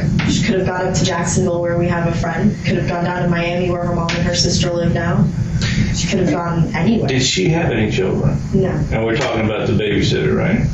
She didn't have any children. Could she have children? Is it something that she could have done? I'm pretty sure that she could. That was never anything that came up, but I mean, Did she ever, when you look back, did she ever make any funny, oh, like I love this child, I wish you were mine, or anything like that? Or? never that I had witnessed or anybody else had ever told me. She used to just say how much she loved Caylee, that she was such a good kid. And, she was very, very proud of how she was being raised. Right. It was always good praise, but more of things that I've heard from other friends. Nothing that sounded out of the ordinary, that it was ever strange or weird. Right. But then this just happened. She was nonchalant with me the morning of. Everything was perfectly fine. And when you would call, like you would drop baby off in the morning or for the day, or was it because you had to go to work and she was watching? Mm-hmm. Would you call during the day? Call her up during the day? I would always call and check on Caylee or send a text message, or if I was online, just to make sure that everything was okay, or she would occasionally call me. Just Can you to let get me know. online here at work? Can you send text messages from work? I usually just use my phone. Oh, okay. I usually text use my computer instant message from, anywhere else where I have access. Well, once again, I mean, that phone, I'm not an electronic geek, but the phone might have some valuable clues in there that can help us try to track down maybe The that. bad thing is it only saves 20 calls at a time. And text messages, it only saves the messages that I receive. It doesn't show anything that I sent. That's why I pulled up a list of stuff for them. Is that a Boost phone? No, it's a Nokia. It's an AT&T phone. It's probably one of the cheapest, crappiest, simplest phones. But the phone company, your service will have your telephones itemized for everything Yeah, you I pay, have everything, right? but- Incoming and outgoing, right? Incoming and outgoing. The thing is, Do you have those itemized bills for? I printed off the ones for July. Did you give them to Yuri? Okay. We did last night. Actually, I put them on a zip drive form. I gave him my zip drive that has pictures, Okay. and it has 2 different Word documents. One that has my text messages, when they were sent to what number, and ones that I had received. It didn't show the actual message itself, but it at least showed text message sent at this time to such and such number. Right. Same thing with the phone list. I just need to go back on the Singular website and find the the other months. Right. As I know, she's had at least 3 different phone numbers in the last almost 4 years that I've met her. Mm-hmm. And I know that she was on 2 different phone plans. And she lived in 2 different places since, did you know of? She's lived in a Since couple she's been of watching places. your child? No, she's lived just in Orlando since I've met her. But she had just In the Andover Lakes. Was she watching your baby there? Yeah. And then in the, whatever this other place is, or? There was another apartment that she had been in probably right about the time that I met her. Mm-hmm. It's Alafaya Club Apartments. Does Yuri know all that? Mm-hmm. Alafaya Club Apartment. So She'd only lived there for a few months. I think Caylee probably was only there maybe once or twice. Did she live in the apartment that you dropped her off at the steps? Was that one of the ones she lived in, or was that? That was one of the places where we had met up a couple different times. I actually have a couple friends that live in that complex, so does she. Okay. A good friend of mine from high school still lives there. He has a 1-bedroom apartment Do you know right around the corner. Do you know who her friends were in there, where they lived, or names, or anything I like do that? not. She used to talk about people all the time, but would never use specific names or really go into any detail about anything. And again, it never seemed weird. Some people are just very particular about giving out details or specific Right. details about other people. So I understood all of that, but looking back at stuff now, the privacy, the way she was a little bit changing phones, and Mm-hmm. it didn't seem right whatsoever. Right. So looking back at any place that I know that she had ever gone to, or that again would seem familiar for me, that maybe I've gone to meet her, to drop off Caylee or to pick up Caylee for whatever reason, we'd find mutual places sometimes, Right. or I'd go and pick her up at a grocery store if that's where they were, to try to make it a little bit easier. If we found a nanny today and we found your baby, what's the next biggest hurdle for you in your life as far as who's it? Maybe explaining something to somebody, or what's the next biggest concern? I know your major concern now is finding your baby. Honestly, that's all I care about at this point, and I'll take that necessary step with whatever, with, you know. Who would that be? I mean, who's going to be the next hurdle in your life as far as trying to explain that, no, I'm not a neglectful mother, I'm not, is it going to be your mom? No, it's going to be saying that and proving that to myself every day. My mom flat out told me yesterday she will never be able to forgive me, and I even told her I'm never going to be able to forgive myself. Every day I've been beating myself up about this. Every single day. Right. Not knowing where to go, what to do, running in circles, literally, because it's all I can do at this point. Right. Even if I would have had my car in the perfect condition, under perfect conditions, it wouldn't have mattered. Where would I have gone? Just driven around for nothing? That's what it feels like. Yeah, I just, I would hope this would never happen to you again, but I think if it's ever happened I would never again, let this happen again. the very first phone call should be to would the absolutely police. be to the Because we have so many resources. I wouldn't hesitate to talk to my parents this time if something happened. I mean, I learned the biggest lesson from all this. I made the greatest mistake that I ever could have made as a parent, and I even, told Yuri that this morning, and he said he couldn't disagree. Right. You all right? No, I'm just going to stand up and stretch my leg. Well, I know you've been in here a long time. Appreciate you talking to us and whatnot. I mean, I'm sorry I've given you guys the runaround. we're not trying to be big scary guys. We're just Oh, trying I to know, and we're just trying to make sure we get accurate information so we have something to work off of. I understand that. I just wish I honestly had more things to help with. We've talked about going through my computer, maybe trying to find past conversations through instant messenger or through emails, something. Okay. I'll offer up my computer in a heartbeat. Just like with my phone logs and everything else, anything that could possibly help. That's why we've set up websites and have been making phone calls and trying to get a hold of people. I had such a limited number of people that I was actually trusting at that point, thinking maybe they could help, maybe they'd have some insight. I didn't want to involve a bunch of people that maybe didn't know the situation. The biggest mistake was not calling you guys right off the bat. I understand all of that. It's the biggest slap in the face, and I did that to myself. But the worst of all, I've done this to my daughter by allowing her to still be with someone else. Yeah, that's true. You're right about that. By failing to notify somebody, right? I mean, I'm glad you acknowledged that. But by failing to notify somebody, you put your daughter at greater risk. Even bigger risk. You put your daughter in terrible danger by just letting this drag out for 5 weeks and not telling anybody.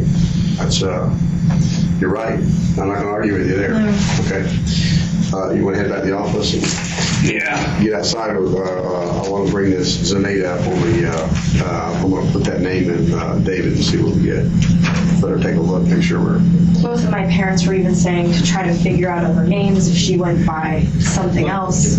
Let me just go ahead because this is still running. I noticed it. Raise your right hand for me, just like this morning. Yes. You swear everything you told me is the truth now about the lies and everything else? Okay.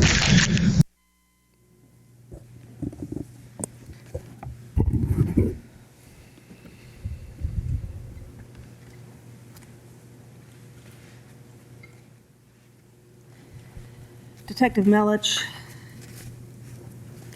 the last individual talking to her for a lengthy period of time, who was that?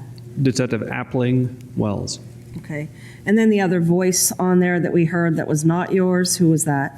Sergeant John Allen. While you were at Universal and conducting that interview, are other detectives with the Orange County Sheriff's Office following up on things? Yes, I believe so at the time somewhere. Okay. You were talking during the interview about a surveillance video from the Sawgrass Apartments. Is there or was there a surveillance video that was available from Sawgrass Apartments? No, there was no video.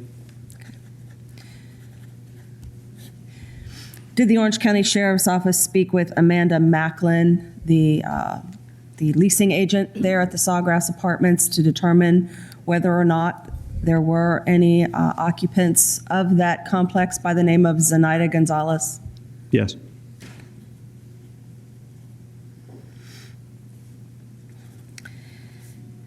You knew at some point during the investigation that Ms. Anthony's car was towed from the Amscot. Yes. Okay. Did you attempt to locate any surveillance camera footage at the Amscot? Yes. Okay. Was any available? No. Do you know why? They had a bunch of cameras at the Amscot, but apparently they're not operational. Are they dummies? For lack of a better word, yes.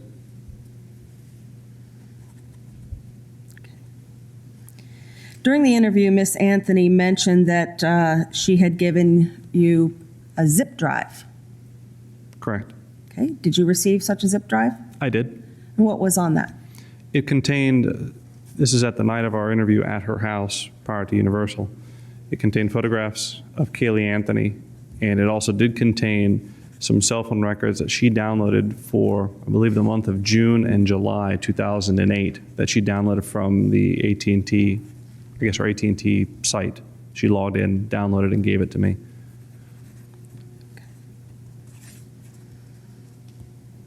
Were you there with her when she did that? Yes. And what computer was used to make that download? If I recall correctly, it was a desktop computer. Where was it located? In the same room that I conducted my interview with Miss Anthony at the home, the spare bedroom.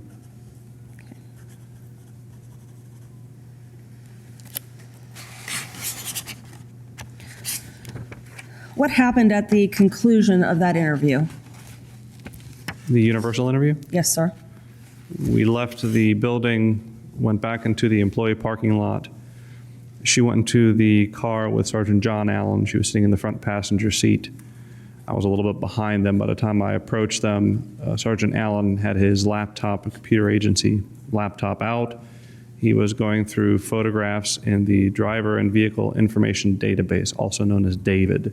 It brings up driver license photographs of individuals, and he was going through pictures with her. Pictures of anyone in particular? pictures of Zenaida Fernandez Gonzalez's, based on the information that Casey had provided, you're able to use a search criteria. In other words, you can put a name in and a date of birth or an age range. So I presume he was doing that based on the information that Miss Anthony had provided to try and identify who Zenaida Gonzalez was. Okay. If you know, would that include permutations of the name Zenaida Fernandez, Zenaida Gonzalez, and however many variables that could include? I would presume so. However, I was not in the car with him, so I can't attest to the spelling of the name or what permutations he was using. All right. Did Miss Anthony attribute any vehicle in particular to this Zenaida Gonzalez? If memory serves correct, a silver Ford Focus?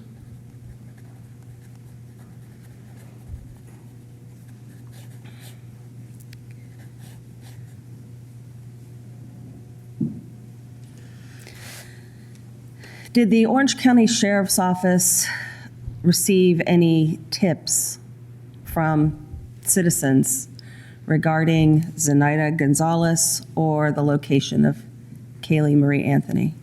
Over the course of the investigation in the several months that followed, yes, we received over 6,000 tips in total. Several of those had to do with sightings of Caylee with a Hispanic female. Several tips had to do with Zenaida Gonzalez. So yes, we did. Okay. Did you ever locate the Zenaida Fernandez Gonzalez that Ms. Anthony described to you? No, I did not. Did you ever locate or find any evidence that Caylee Anthony had been with a Hispanic female at any point in time after June 16th of 2008, based on the tips and the investigation into those tips? No.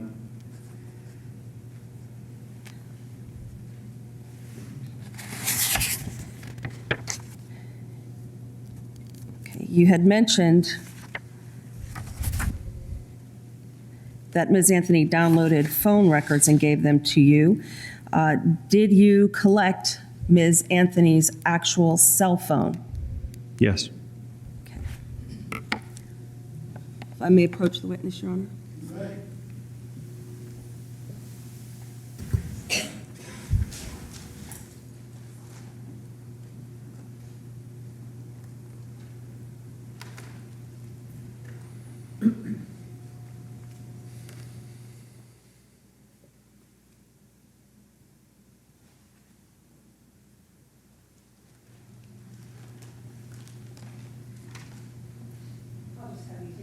Packaging of HQ for identification.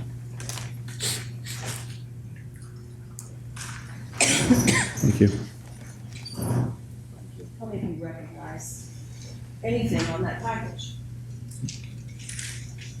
I recognize the evidence tape as one that we use at the sheriff's office. I recognize the stickers on it as stickers indicating it is evidence for the sheriff's office. Reading the stickers, it says that it is a Nokia cell phone, model 2610, and under owner name, Casey Anthony. Under date is 7/16 of 08. Would that have been the date that you collected it from her? Yes. What did you do with it? Inevitably, we obtained a court order in order to get the historical caller information, text messages from the cell phone.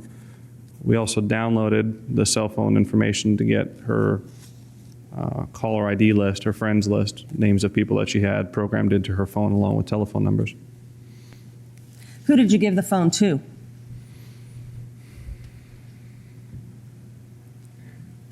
If memory serves correct, I gave it to one of our computer forensic examiners. Who?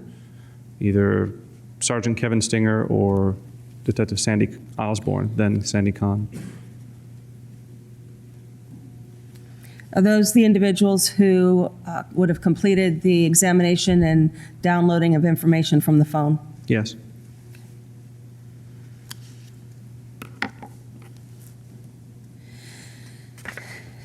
Did you also find out who Ms. Anthony's phone carrier was for that cell phone? Yes.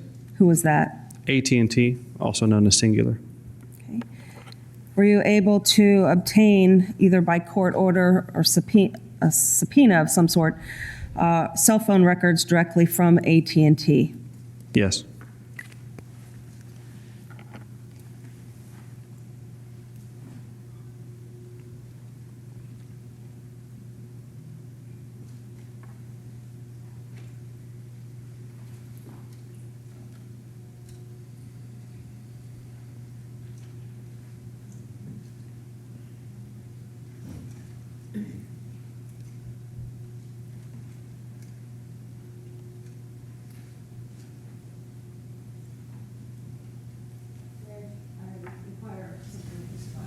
Yes.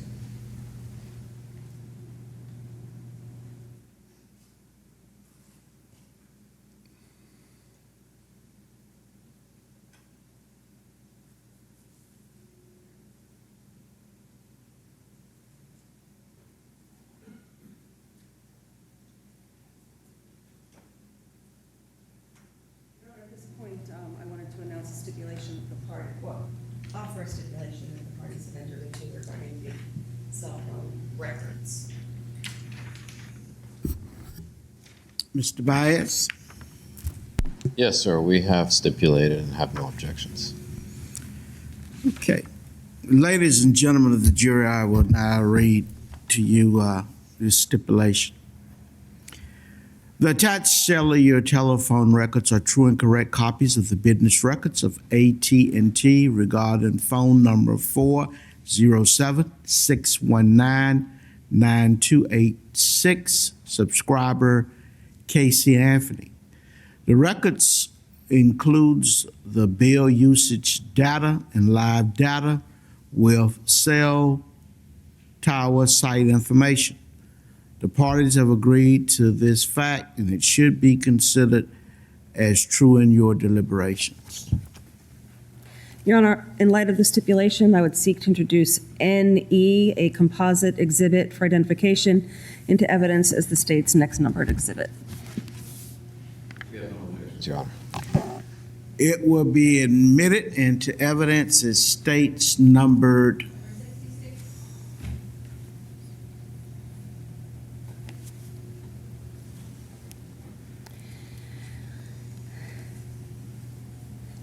Did you collect items from the Anthony home that belonged at some point to Caylee Anthony? Yes. Okay. Who did you collect those items from? I believe it was from Miss Cindy Anthony. If I may approach the witness, Your Honor. You may. I have states JC, JD, JE, and JF for identification.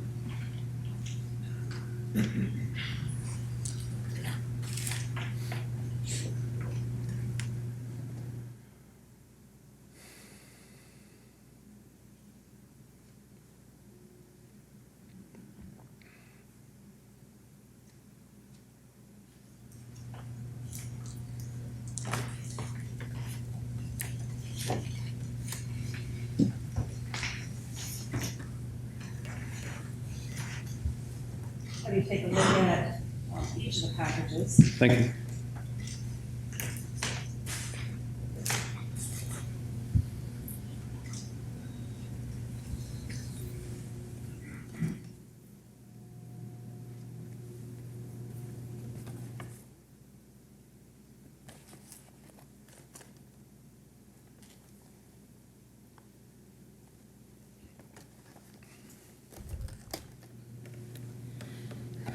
Do the markings on the exterior of the package appear to coincide with your recollection of what you collected from Cindy Anthony as property of Caylee Anthony?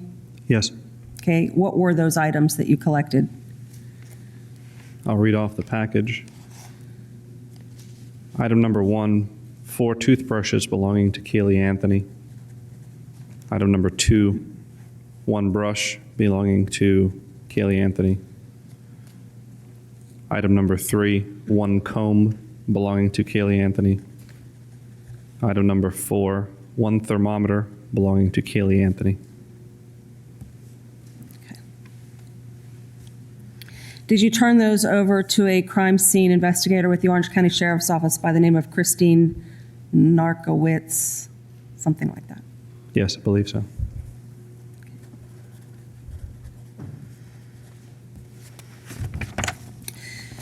You had talked about Detective Allen looking at the David, or the driver's license photographs in his car with Caylee Anthony after the conclusion of the interview that we just heard. What type of car was this? It was a sport utility vehicle. I want to say a Ford Explorer, perhaps. Okay. Marked, unmarked? Unmarked. And where was Ms. Anthony seated when you saw her? In the front passenger seat.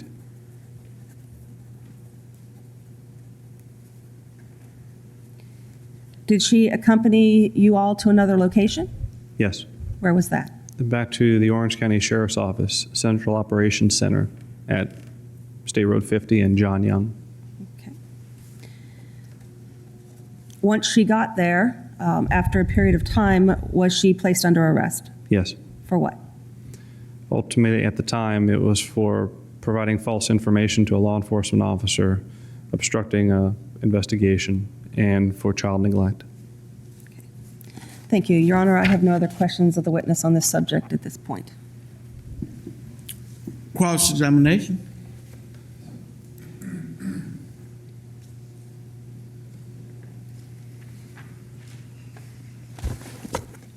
May it please the court. Thank you. Good morning, sir. Good morning, sir. I notice when you're asked questions that you turn to the jury to answer them, do you not? Yes. And you're taught to testify that way. Yes. Okay. And part of your job as a police officer is learning how to speak to juries Yes. and to be persuasive on the stand Define persuasive. by looking them directly as the prosecutor is asking you questions. A jury is ultimately charged with deciding the facts of the case and My question guilt to you, or sir. innocence. I'm trying to answer your question, sir. My question to you, sir, is Mr. Bias, let him finish answering the question. Yes, You sir. may continue. I feel it appropriate, since this is for the jury's benefit, to look at the jury and acknowledge them in my answers. but you do not do that during cross-examination, do you, sir? I'm doing it now. Right now that I've pointed it out to you, haven't you? Yes. Now, you testified to the jury that Zenaida Gonzalez, at this point, and I'm specifically referring to July 16th, is the suspect. I believe it was Zenaida Fernandez Gonzalez, according to Miss Anthony, yes. So she's the suspect and not Miss Anthony. Correct? Now, and this is after you've already verified that no Zenaida Gonzalez lives at Sawgrass Apartments. Correct. This is after verifying that the child has been missing for 30 days. Correct. This is after finding out from George Anthony that the car smells. I don't recall who told me the car had the odor. We've gone over this, but I knew of an odor on the car. Yes. This is after finding out there was a foul odor in a car. An odor from the car, yes. This is after verifying that Caylee Anthony is lying to you about working at Universal Studios. Yes. This is about after verifying that Jeffrey Michael Hopkins hasn't worked there since 2002. Correct. This is after finding out that no Juliet Lewis ever worked for Universal Studios. Correct. This is after finding out that Zenaida Gonzalez never worked for Universal Studios. Correct. And despite all of this information, Caylee Anthony is not a suspect. Correct. Now, I notice you're not looking at the jury anymore. Can you look at them and tell them in the eye that... Your Honor. May I finish the question? No. It's unnecessary for him to... Sustain. Next question. Can you honestly, under oath, Detective Melich, tell this jury that at that point in your investigation, Caylee Anthony was not a suspect? A suspect of what, sir? of anything, of any crime. Well, obviously, she admits that she had lied to us about several aspects of this, but she was very vehement in her statement to us in saying the last person she saw this child with was Zenaida Fernandez Gonzalez. And you didn't suspect Casey Anthony of foul play against Caylee Anthony at this point? I didn't know what to take of Casey Anthony. I couldn't understand why the mother of a missing child would go through this extent if we're just trying to help find her child. Did you understand the question, sir? Please say it again. Did you not suspect Casey Anthony at this point of some type of foul play against Caylee Anthony? I suspected that Miss Anthony was holding back information still. I confronted her several times in the interview, offered several different scenarios to include one where Caylee was no longer alive. She denied all of it, and she was adamant that her daughter was with this Zenaida Fernandez Gonzalez. So the answer to my question is no, you didn't suspect her of foul play against her daughter. I can't tell you what I felt at the time. Sitting here today, based on all the information, yes, I do suspect that now. But at the time, right after Universal, we had all this information coming to us. We'd already determined that she had lied on several accounts. We still wanted to get more information. We wanted to show her photographs of this Zenaida. If we didn't believe she didn't exist, we wouldn't have showed her photographs. And this is even after all this information, you still didn't think she was a suspect? Correct. We had no indication to say foul play aside from her just lying and not telling us where Zenaida lived. But isn't a true missing persons case investigation akin to a murder investigation, Detective Melich? It can depend on the circumstances. But without a body? It can depend on the circumstances. If you have a missing person and legitimately this person has gone missing, for instance, a 2.5-year-old child, and you get a lot of different stories, it could be because ultimately you're trying to find the truth. So in that respect, in finding the truth, it is.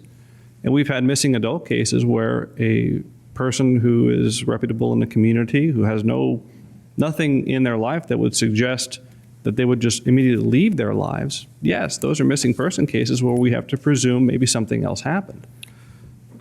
So at this point, you're doing a murder investigation? No, sir. Okay. And even though, let me ask you, is it your opinion that a missing persons investigation is akin to a murder investigation without a body? In the general sense, no. It can be, but not in all instances, no. Okay. Now, I'd like to go back to all that you had done up until this point, since we're now in the phase of the Universal incident on July 16th.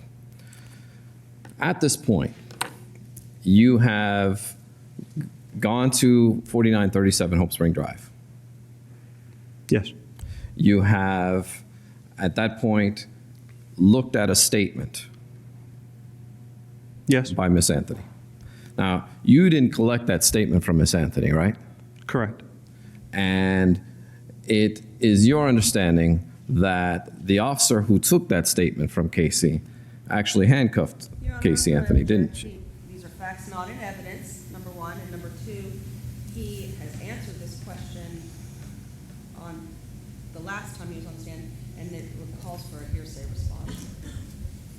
Sustain. You have quite a bit of information at this point, do you not, sir? I have information, yes. And then you go on a trip with Miss Anthony to several locations on the 15th or early morning of the 16th. Yes. All of which are not giving you any answers. Correct. And you go to a place that is a convalescence home. Yes. And that is supposed to be where Zenaida's mother lives. At one point in time, Zenaida lived with other people, so yes. Now, Zenaida was supposed to live at that convalescence home. At the seniors facility, yes. The 24-year-old girl. Yes. Okay. And you later found out that that was across the street from Ricardo Morales' home. From the street Ricardo lives on, yes. And then after you do all of these things, you go and meet up with Sergeant Allen. Yes. He is your supervisor. Yes. And you brief him of all the bizarre events that happened the night before. What bizarre events are we referring to, sir? Come on, Detective Melich, you know exactly what I'm referring to, the ones we just finished covering. I didn't know that that was a seniors-only facility when I met with Sergeant Allen. I also hadn't confirmed, what do you mean by, repeat the question. You had briefed him on all of the bizarre events that happened the night before, like coming to a home where a child has been missing for 30 days and not reported, like going to an apartment complex that had been abandoned or no one had lived in for several weeks or months, like not being able to get any answers. All of those facts. That's incorrect, sir. I had not been to Sawgrass yet. I went with Miss Anthony when she showed me the apartment, but I had not yet met with the apartment manager of Sawgrass and determined for myself that it was an empty apartment. But you had sent other officers to go do that. In fact, Rendon Fletcher was ordered to go do that, was he not? I don't recall sending any officers to go there. I know they did. I don't recall it being in my direction. In fact, you know that this was the second trip that was taken to Sawgrass Apartments. One first by Adriana Acevedo and Rendon Fletcher, the second one done by you. Yes, I recall it was the second trip. All right, so you've got all this stuff done. You brief your sergeant as to what's going on, right? Yes. And your next step is to go to Universal Studios. No. When I briefed my sergeant, again, I had not gone to Sawgrass, I had not been to the seniors-only facility, and I had not been to Universal. So when I briefed Sergeant Allen, I had yet to do these things. Okay, so your next step was to? The next place I went was to the Sawgrass Apartments. Then you got all this information, which means that apartment's been empty for months. According to Sawgrass, it had been. No Zenaida Gonzalez. Correct. And then, Incorrect. There was a guest card filled out with a Zenaida Gonzalez on it that we would later follow up on. but no Zenaida Fernandez Gonzalez. No, the guest card didn't say Fernandez. Right. And after all of this goes on, you talk to Sergeant Allen again. Yes, in an effort to see if he can get someone to bring Miss Anthony to Universal. And you're briefing him of all of these stories told to you by Caylee Anthony. Yes.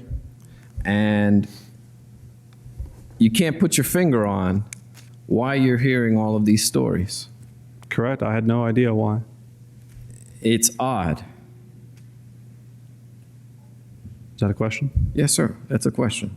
Yeah, it was. And at this point, you go to Universal Studios and you meet with Leonard Tatura. If you're implying that I met with him before or after I talked to Sergeant Allen, I don't recall talking to Sergeant Allen until after I had been to Universal. From our Okay. meeting in the morning to All the right. time I called him after we had met with, or after I'd met with Mr. Tutora. Now, at this point, you're with Leonard Tatura, and you find out Caylee Anthony doesn't work there. Correct? And you find out all these people don't work there. Yes. And you're finding out that these are just more stories. Yes. Now, the night before, you had inquired about Miss Anthony's mental health status with Miss Anthony, did you not? I asked if she had ever been to Lakeside or had any thoughts of suicide. So in that respect, I had. Okay. Now, you then, after knowing that she doesn't work there, you call her. You're implying that I... Yes. My after question to meeting- you, sir, my question is, after knowing that she doesn't work there, you call her. After meeting with Mr. Tutora, and Mr. Tutora saying she had not worked for Universal for several years, yes, I did call her. Okay. Now, after you call her, you put her on speakerphone. Yes. And this is so Leonard Tatura can hear. Yes. And she gives you more information. She confirms information she had already given me. She gives you an extension Yes. from her office. Yes. Her office where her other phone is at. Where she lost her other phone, I believe. Yes. Or she filled out a report with security because she lost the phone number that contains the information of all these people you need to get a hold of. I don't recall her saying that she was at her office when she filled out the report, but she did claim she filled out a report, I believe for With Universal. loss prevention. for Universal. Okay. And now, you know, because Totoro tells you that that's not a phone extension. Correct. And you know that's not true. So then you have her come to Universal, correct? Correct. And this is after briefing, of course, Sergeant Allen, right? Again, you're saying briefing. I know I talked to Sergeant Allen over the phone and asked if he could pick Miss Anthony up. And you didn't tell him all that you had found out right then and there. Although I can't recall what I told him on the phone, I believe I did. I would say I did. If he's my supervisor and I'm asking him to pick up Miss Anthony, I presume I would have told him what I'd found so far. Right. He's not your taxi service. He's your supervisor. You're going to tell him what's going on, right? Correct. Okay. So he knows what's going on. You know what's going on. There's about to be this ruse at Universal, is there not? What ruse? Pretending or going to allow Casey to continue telling stories. Miss Anthony told us she worked at Universal Studios. She was very persuasive. She was very, as a matter of fact, when she was telling us about her employment, what she did and her office and her phone and everything else. Even at this time, I couldn't imagine that this was a ruse, to use your word. I wanted to find out where she would take us. If she said she had an office, maybe the computer system was wrong. I don't know. Maybe she worked as a subcontractor for Universal off-site. I don't know. I wanted to see where she would take us. She agreed to take us to her office. So obviously, I want to see where she's going to take us. She didn't take you off-site, did she? No? She took you to Universal. Yes. Okay. And you knew all of this is not true. According to Mr. Tutor, yes, she did not work at Universal Studios, and yet she directed Sergeant Allen to go to the employee parking lot of Universal, and she walked up to the employee entrance of Universal and attempted to get in, even then claiming she was an employee. I couldn't understand why she would do that. Just beyond you. But fair to say, we're looking for a missing 2.5-year-old. I can't understand why, if she's coming up to this security gate with 2 officers in tow, another detective standing there with security manager in front of all these people, I can't imagine what would inspire her to lie at this point. If she's at the gate, there's got to be a reason for it. There has to be an explanation for it. I can't figure it out, but she led us there. Right. And these are things beyond your comprehension, aren't they, Detective Melich? Well, at the time, I sat back, and of course we watched. We wanted to see where her exchange was at the security gate. And she had no ID number. I don't know about the number. She had no ID with her. She had no one that she could call to come to the gate and say, hey, yeah, she works here. I can't answer that question. That didn't happen in your presence. I don't recall her asking or being asked if she had someone she can call. Now, you get to the gate and you walk into Universal. Can I have HG? You walk through the gate, right? Yes.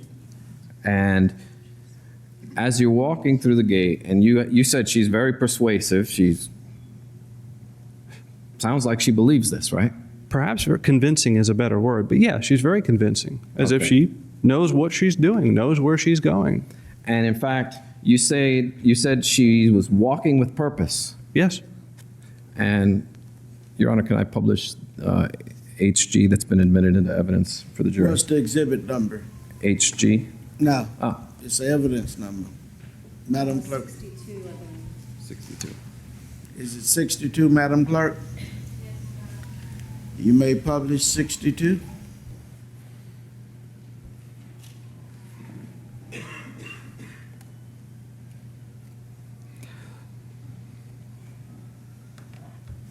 Can everyone see that? Oh, okay. All right, so as you walk in, this is where you begin, correct? I was at the security gate when they walked up, and as I indicated before, I believe when we left, can I mark on the screen?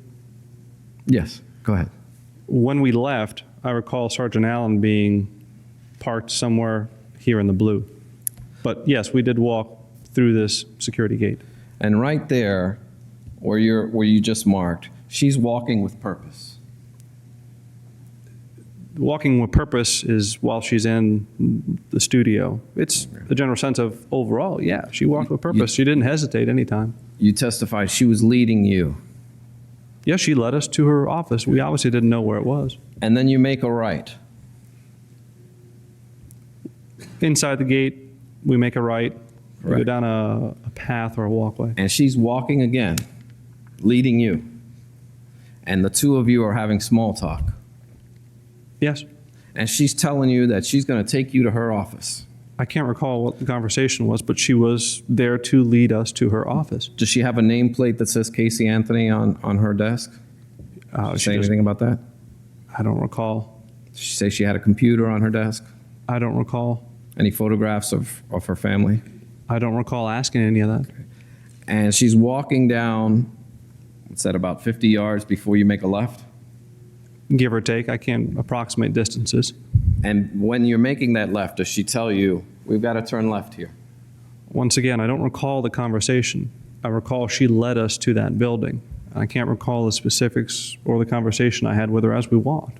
And then you walk maybe another 100 yards before you get in the building. A fair estimate. And then she turns to the left or she turns to the right At what point, sir? when you get in the building? She turns left. Okay. And she looked like she knew where she was going. Yes. And she just kept going. Yes. And then all of a sudden stops. Yes. And that's when reality sinks in. That's when she told us she didn't work here. Right. Now, is it at this point in time, detective, that you realize you might be dealing with something just a little bit more than just a kid who's lying to you? No, sir. Throughout the morning, I was already noticing that there was something very peculiar about the story. She was saying that she went to certain locations. I was verifying these locations and finding out it just didn't seem as if, or seem what she was telling me was right.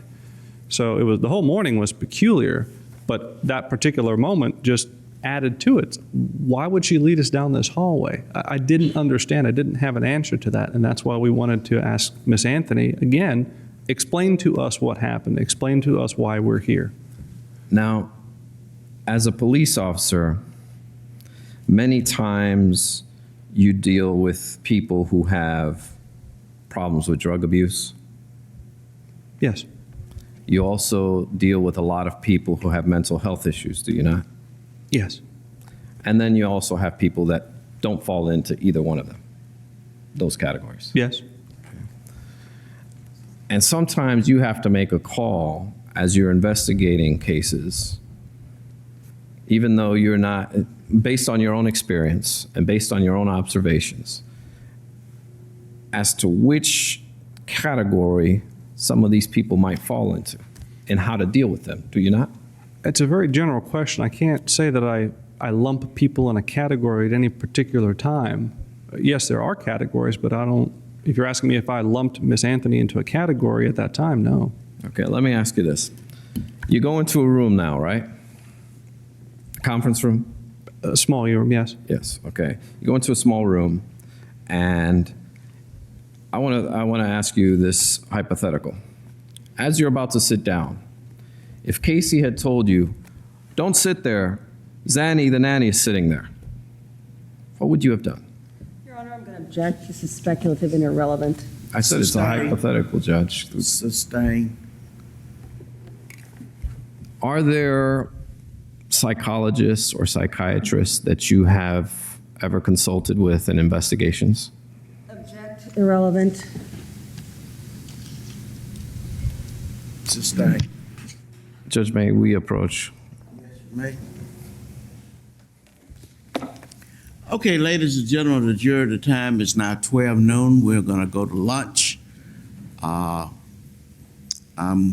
going to ask you not to discuss this case among yourselves, and please abide by all of my other admonitions. Any additional instructions by the state or the defense? Okay, members of the jury, enjoy your lunch. We'll be back at 1:30. Okay, you may be seated. The two cases that I made reference to at the sidebar, the cites are as follows. Del Monte Banana Company found at 466 7 2nd, 1167, 1985 3rd District Court of Appeals case. The other case is Bronxon, Broxson versus State, 505 7 2nd, 1361, 1987 decision of the First District Court of Appeals, both dealing with good faith basis for asking a question. So examine those and we'll have some brief statements, but there must be a good faith basis for asking questions. Okay, we're in recess.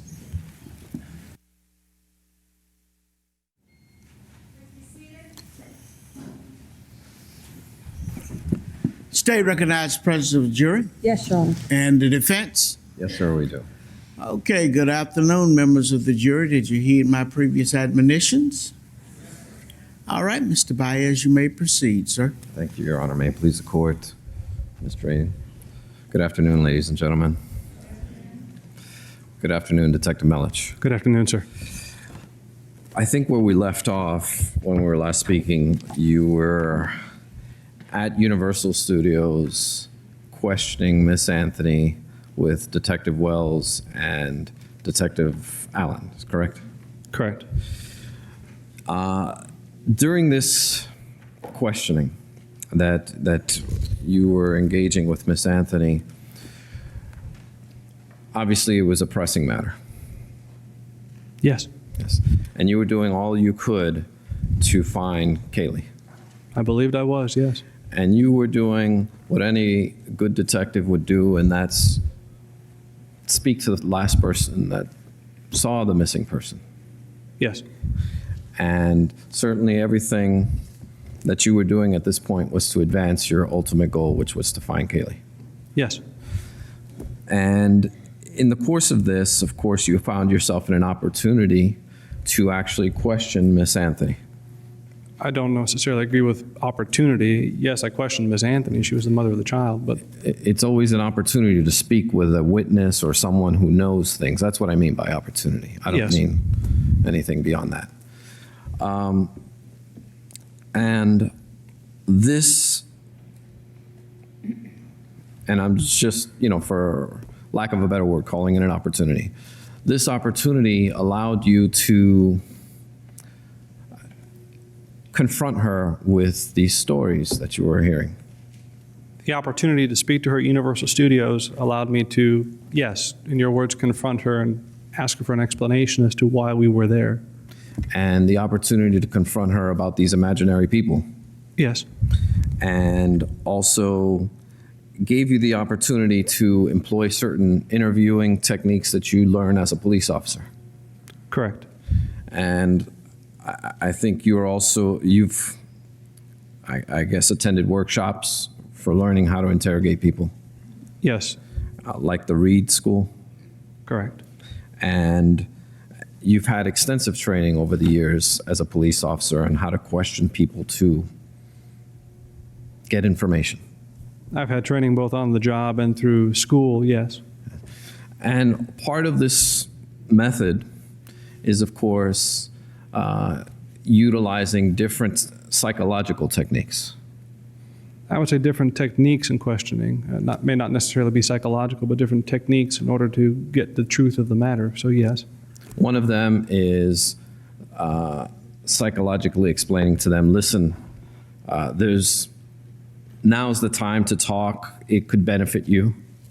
I hesitate to use the word psychologically. It makes it seem like I'm trying to be something I'm not. But yes, we do afford opportunities and explanations. We'll take that word out of the equation if it assists you. Yes, And basically confront people on different levels to make them feel comfortable to open up to you.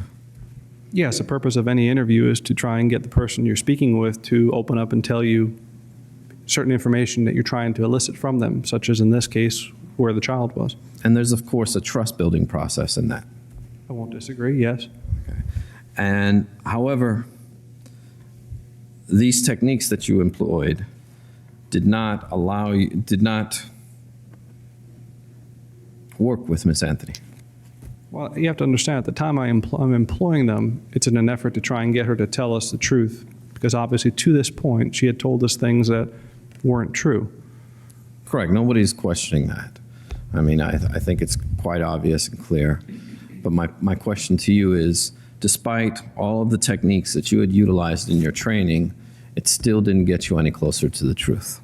Oh, I disagree. She admitted that she had lied to us about working at Universal and the apartments, but she still maintained that she left her child with this babysitter. This imaginary person that you could never find. At the time, we couldn't say for certain she was imaginary. At the time, she was saying this person existed. So we had although we had maybe a belief that she may not exist, perhaps the name was different, perhaps the person existed under, I didn't know. There was no way to know at that time.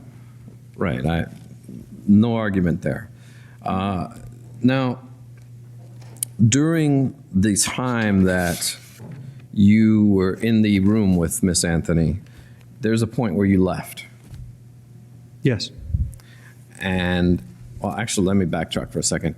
You mentioned in the transcript that you had been getting all kinds of calls from Cindy Anthony. Yes. In fact, you said she's blowing up my phone. Something along those lines, yes. Okay. You don't mention anything in the transcript about George Anthony blowing up your phone, do you? I don't believe I did, no. Okay. And in fact, there's no statements in this recording that George Anthony ever called you. I don't recall it in the statement, no, not at all. Okay. Now, as your phone is ringing like crazy, and as you're getting all kinds of calls from Cindy Anthony, at one point you leave the room to call her back, do you not? At one point, if my memory is correct, I actually leave the room with Sergeant Allen to discuss something with him out there. In the course of the interview, the phone was going off. You could hear it on tape. My memory serves correct, one of the phone calls was from Cindy Anthony, and I would have returned that call or spoken to her because I did during that break. And what I'm getting at is, so when you got out of the room, you actually spoke with Cindy Anthony. Yes. Okay.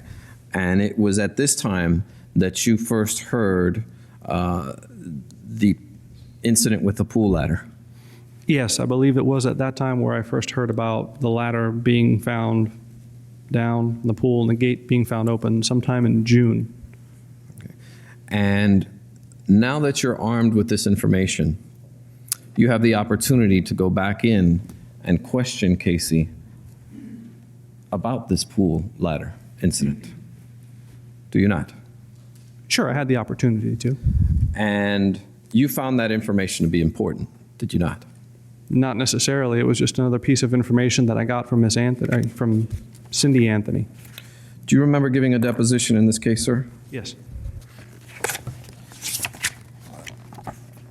I will refer counsel to page 101, lines 16 through 18.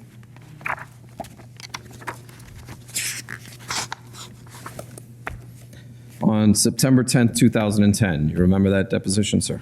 Yes. And I was present. Yes, sir. Ms. Drain Burdick was present, Yes, sir. as well as the other members of the prosecution team. I believe so, yes.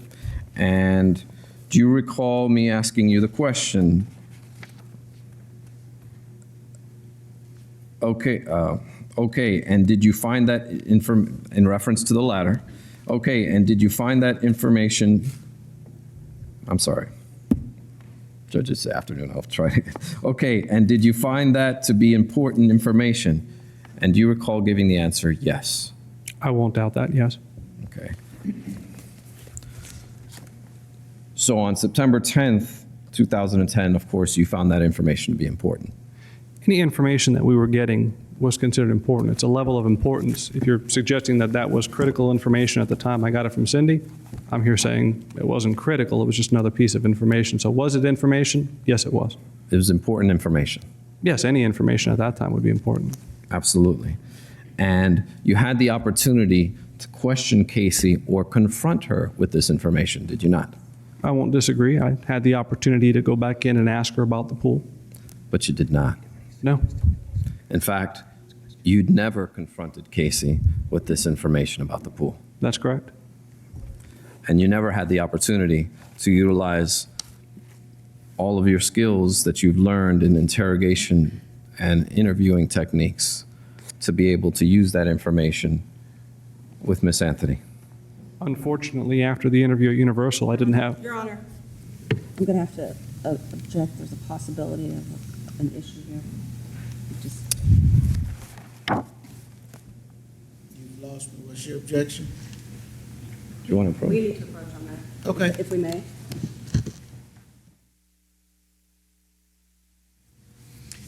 Question is withdrawn. You may ask another question. Yes, sir.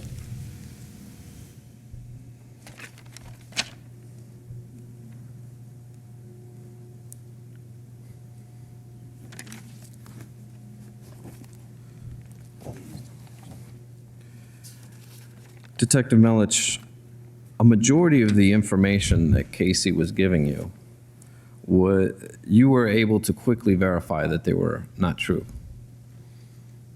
By the time of the Universal interview, yes, I Like was. she didn't work there. Yes. That the last time she saw the child was June 9th. You found that out relatively quick. It was after the Universal when we were able to download photographs, I believe, from the computer or from the camera. But it was after the Universal incident I understand. or interview. But that was clearly verifiable by a videotape that it wasn't true. I'm sorry, sir. I don't There was a understand. video that was done after June 9th of Caylee. Yes, but I didn't come to identify that date until after her arrest. I realize, but my question to you is that you were able to verify that. Yes, after her arrest. And you were able to verify by numerous other witnesses who had seen Caylee alive after June 9th. Yes. As well as, of course, her employment and things like that.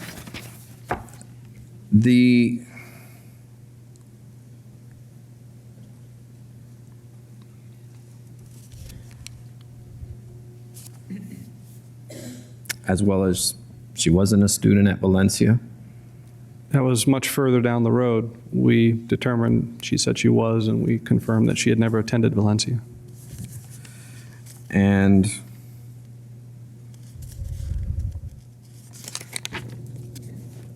if I can have just one moment, Judge. You may.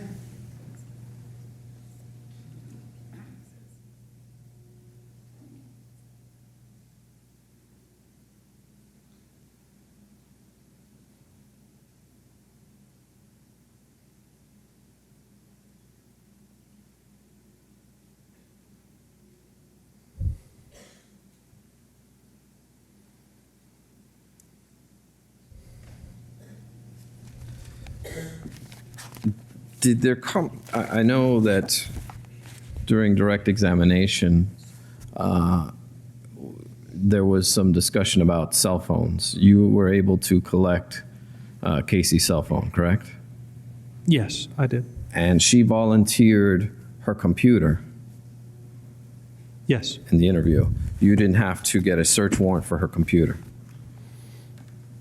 I can't recall if we ended up getting one or not. I don't believe we did, so no. You may have, but she volunteered in the interview to get her computer. You could have her computer, right? If I recall, that was during the time that I was outside the room. I believe she may mention that when I came back in, so yes, I won't disagree. And you collect certain items from Cindy Anthony that you went over during direct examination, Yes, again, all this is after her arrest. and including a hairbrush, correct? Yes. Did you ever obtain any information that the hairbrush that was given to you by Cindy Anthony may not have been Caylee's? Your Honor, I'm going to object. Any response is based on hearsay. Sustained.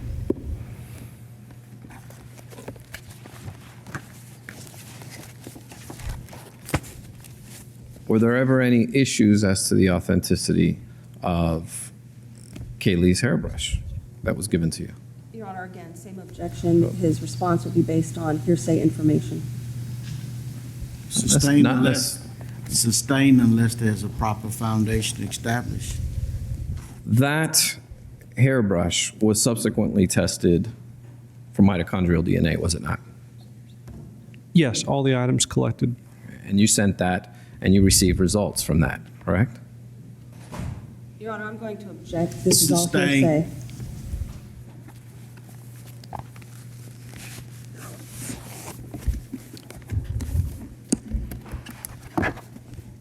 I don't believe I have any further questions. Thank you. Redirect. Thank you, Your Honor. Detective Melich, did Cindy Anthony give you a specific date as to when this pool ladder situation occurred? To the best of my recollection, no, aside from it sometime in June. That's the best I can recall. Perhaps early June.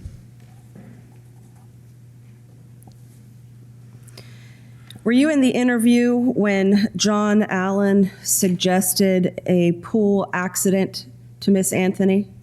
Yes, among other options and scenarios, yes. All right. At any point in time after the conclusion of the interview, did Ms. Anthony adopt that there was an accident in the pool? I know that after the arrest, there were a lot of theories floating around No. by people, but Detective Melich, if I may. My question is, after that tape is turned off, after Detective Allen suggested the possibility of an accident happening to Caylee, Ms. Anthony does not adopt that during the interview, correct? no, After the tape is turned off and you are in Ms. Anthony's company, at any point in time, does she adopt anything other than that her daughter was kidnapped by Zenaida Gonzalez? absolutely not. Thank you.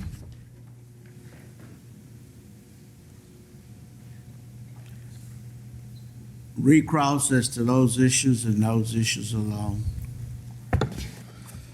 This scenario that Detective Allen mentioned also included mothers whose boyfriends beat their kids to death? I'll agree without having the transcript in front of me. I'll take your word as to what is being said on the transcript. I won't disagree. And mothers who roll over their babies? Correct. And people who have done horrible, unspeakable things to children? Yes, it included all these. And she certainly didn't adopt that, did she, sir? No, sir. Thank you. May the witness be excused. He may. Subject to recall, of course. Detective, you're hereby excused, subject to recall. Thank you, sir.